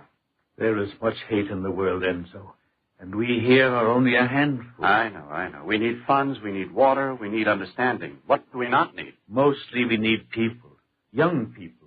We need seeds, men and women who can look at a cactus and see a plum. We need those who could tell the taste of future fruit. What are you saying? We need the help of the world, Europe, America, Asia. We need someone to go and bring us this help. What are you trying to say? Maybe it's too hard to leave the life you love, the people you love, the land you love. You are the only one. Have you spoken to Ada? No. Of course, my children don't know. No.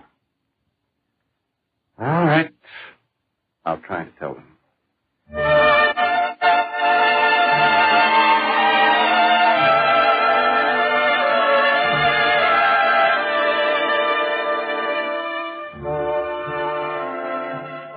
There were words spoken that night to my mother and my sister and to me. I did not understand them. He kissed us and stayed much longer than usual sitting on the foot of my bed. I fell asleep while he was sitting there. And in the morning, he was gone. He became the Shaliach of Israel, the emissary, the delegate to the world. He brought warm within his hands and strong in his throat the power of our dream and his. In Germany and Austria and France and America, to the youth of the world he spoke in youth's tongue. I bring you greetings from an ancient people and the youngest people on earth. A people that is being born. Many listened and many also scoffed. It is a land where oranges will grow, where sheep will graze and become fat, where freedom will be proclaimed, as the Bible says, to all the inhabitants thereof. Many listened, but most scoffed, until...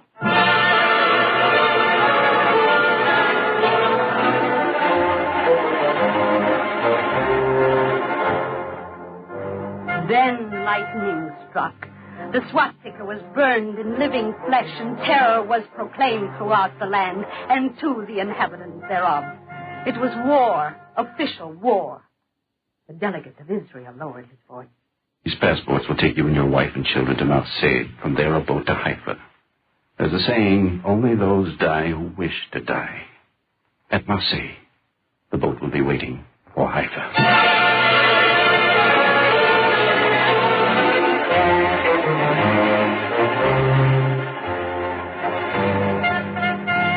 And my father, who wanted only the luxury of absolute fatigue, learned smuggling, learned bribery, learned the art of swaggering in a Nazi uniform. He learned to pack a Torah in a coffin and to handle a revolver.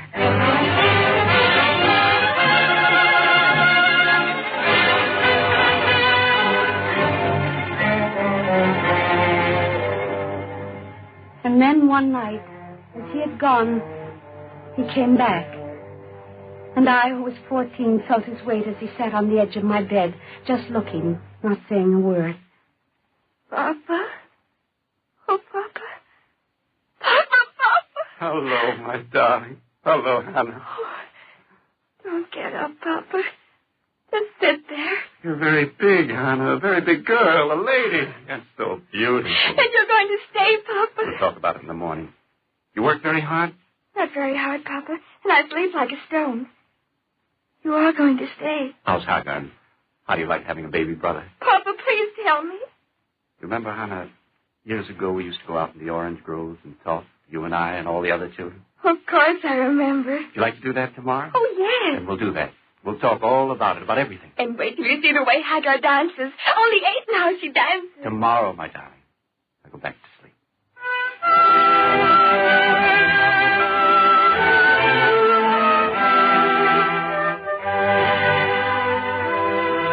I closed my eyes, but of course I could not sleep.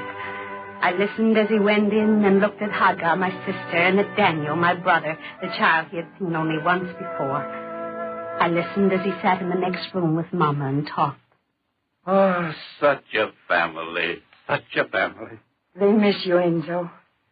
I miss you. Ada, if you could see their faces, the people I have seen, the haunted, frightened people like yourself, like Hannah and Hagar, children, babies like Daniel, they come running out of every hole and cave of Europe seeking refuge, and each time they receive a whiplash across the face. Hannah has missed you so much. We're their only answer, Ada, if you saw the children. I know. I understand, darling. You know what I'd like? Very funny thing, even silly, perhaps. I'd like to stretch out on the floor and eat an orange and listen to some music. What would you like to hear? There was a Brahms lullaby I kept remembering all the years I was away. I'll play it for you. Tomorrow, will you help me tell Hannah why I must go back?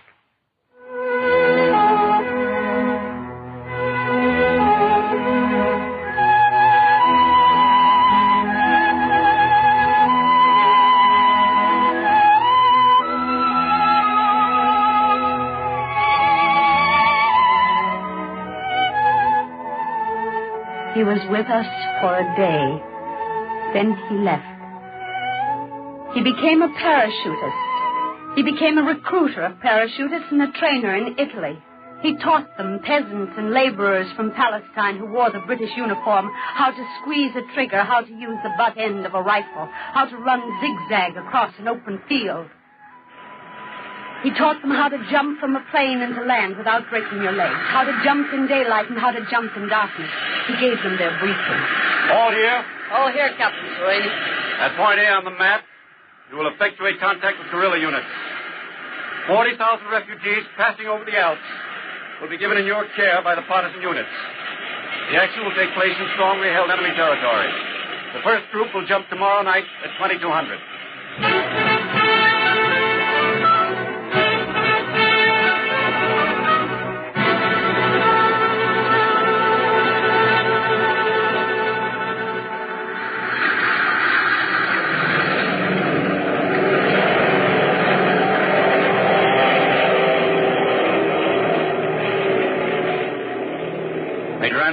Yes, Captain. Group A is taking off now. Group B to follow in 30 minutes. Very good. Why don't you knock off, Captain? You've been at it 48 hours. Oh, I just want to watch them off. Yeah, a good feeling. To you, Major, a military mission is on its way. A successful action is in the making. You ever wondered what this means to the Jews of Europe? How do you mean? All over Europe, they'll hear we've come. The word will spread like fire. Jews came down from the sky. The impossible has happened. They who have no belief in anything, no hope, no will almost to believe, they will say it's an angel from the skies. And for the crushed and hunted, faith will be a possibility again. That flies in those planes, too. I see. Well, why not turn in? The angels are on their way. I might as well wait around. Why? A man has his vanity. I'm jumping with the second group.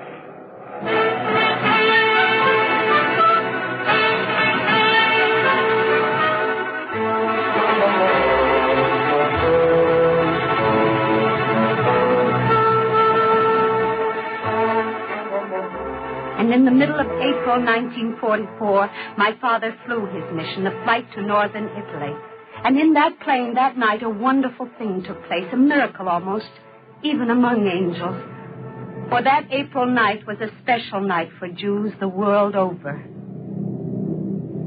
I brought the wine, the matzahs, the bitter herbs, and the prayer books. It was Passover night. And in the plane, as they reached enemy territory, they read from the prayer books my father brought. This year we are slaves. Next year we shall be free. This year we are free. Next year those that are held in bondage will be free.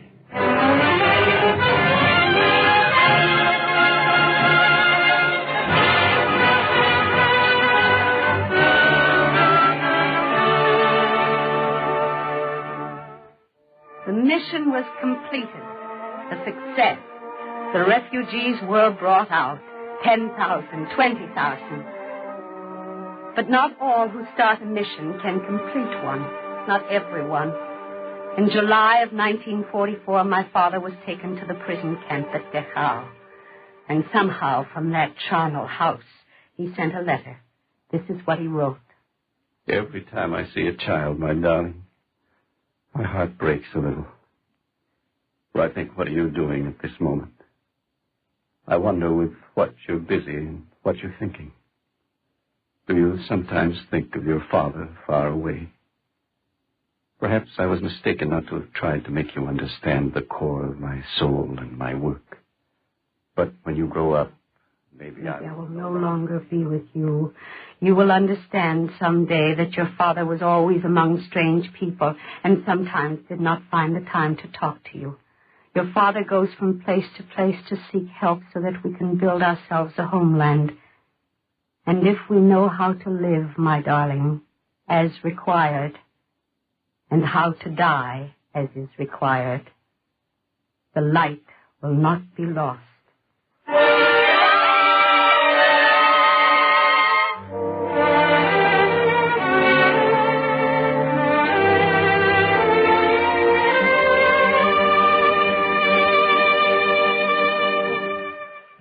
They never found my father.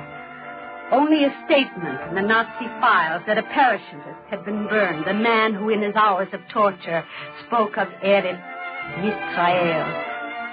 And so at Gabat Brenner we have built a memorial to his name. Here in the Negev, in what once was a wasteland, we built a monument. And in it are the Torahs of Warsaw that he helped save. In it are preserved the gifts and wisdom of a people to the world. And in it also is an urn containing ashes from the furnaces of Dachau. Perhaps they are not ashes of his body, but they are his. And outside the Bet Sereni, the home of Enzo as we call it, you can see the fields are filled with workers. And at night the homes are warm with music. And from our house you can see the acres of orange and of plum and of grape. And if you stand there for a moment, you can tell the taste of the future fruit.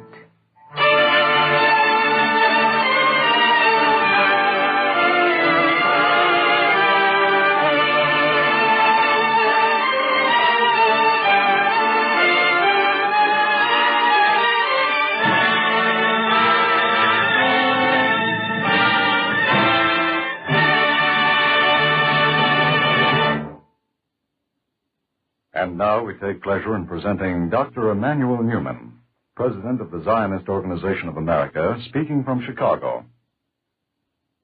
You have just heard the saga of Enzo Sereni, who gave his life in that very charnel house from whose ovens he effected the rescue of thousands of his fellows condemned there to die. Had he and his brave comrades lived to witness the historic occasion at Flushing Meadow 3 weeks ago, when the General Assembly of the United Nations decreed the establishment of a Jewish state in Palestine, they would have felt themselves amply rewarded for their noble exertions, yes, rewarded even for their heroic death. We need funds, we need water, we need understanding, we need people, we need the help of the world, Europe, America, Asia, you've heard him say. It is for us now to continue offering that help and to carry forward the great work of mercy and of rescue and national reconstruction. It is for us to ensure that the momentous decision of the United Nations shall be translated into reality. It was my privilege to attend the committee meetings at Lake Success and to participate in their historic proceedings on behalf of the Jewish Agency for Palestine. As I sat through the sessions day after day while the detailed plan for a Jewish state was being hammered out, I could not help recalling that just 50 years ago, the first Zionist Congress was convened in Basel, Switzerland, by Theodor Herzl, the immortal founder of the Zionist movement. Since then, for 50 years, millions of men and women throughout the world have toiled and hoped, struggled and sacrificed to make the dream of a Jewish state, that was Herzl's, come true.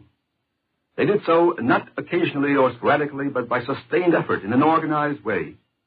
Their labors and sacrifices have been rewarded at last.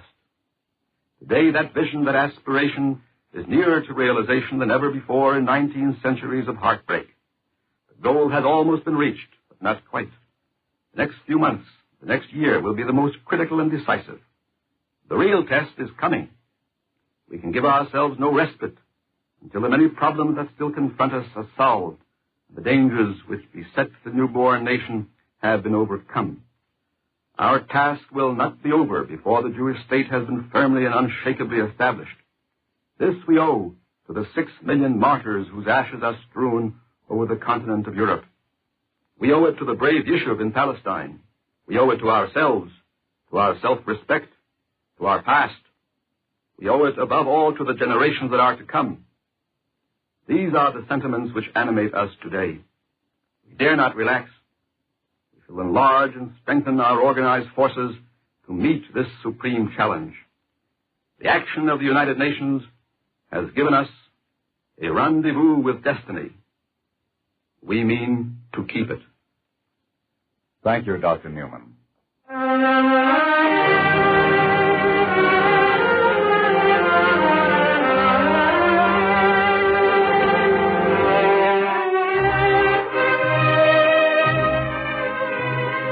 Our Eternal Light dramatization today was written by Arnold Pearl and was entitled Enzo Sereni. The music was composed by Morris Mimorsky and conducted by Milton Catons.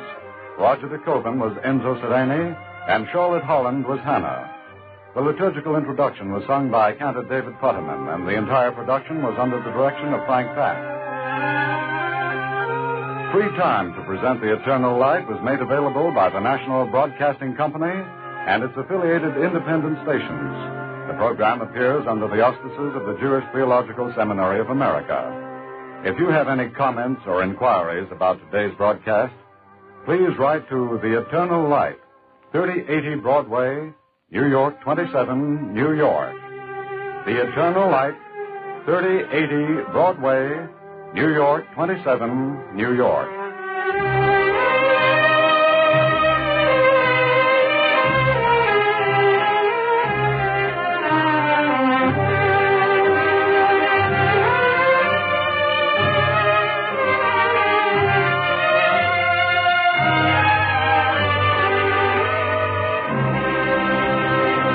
This is NBC, the National Broadcasting Company.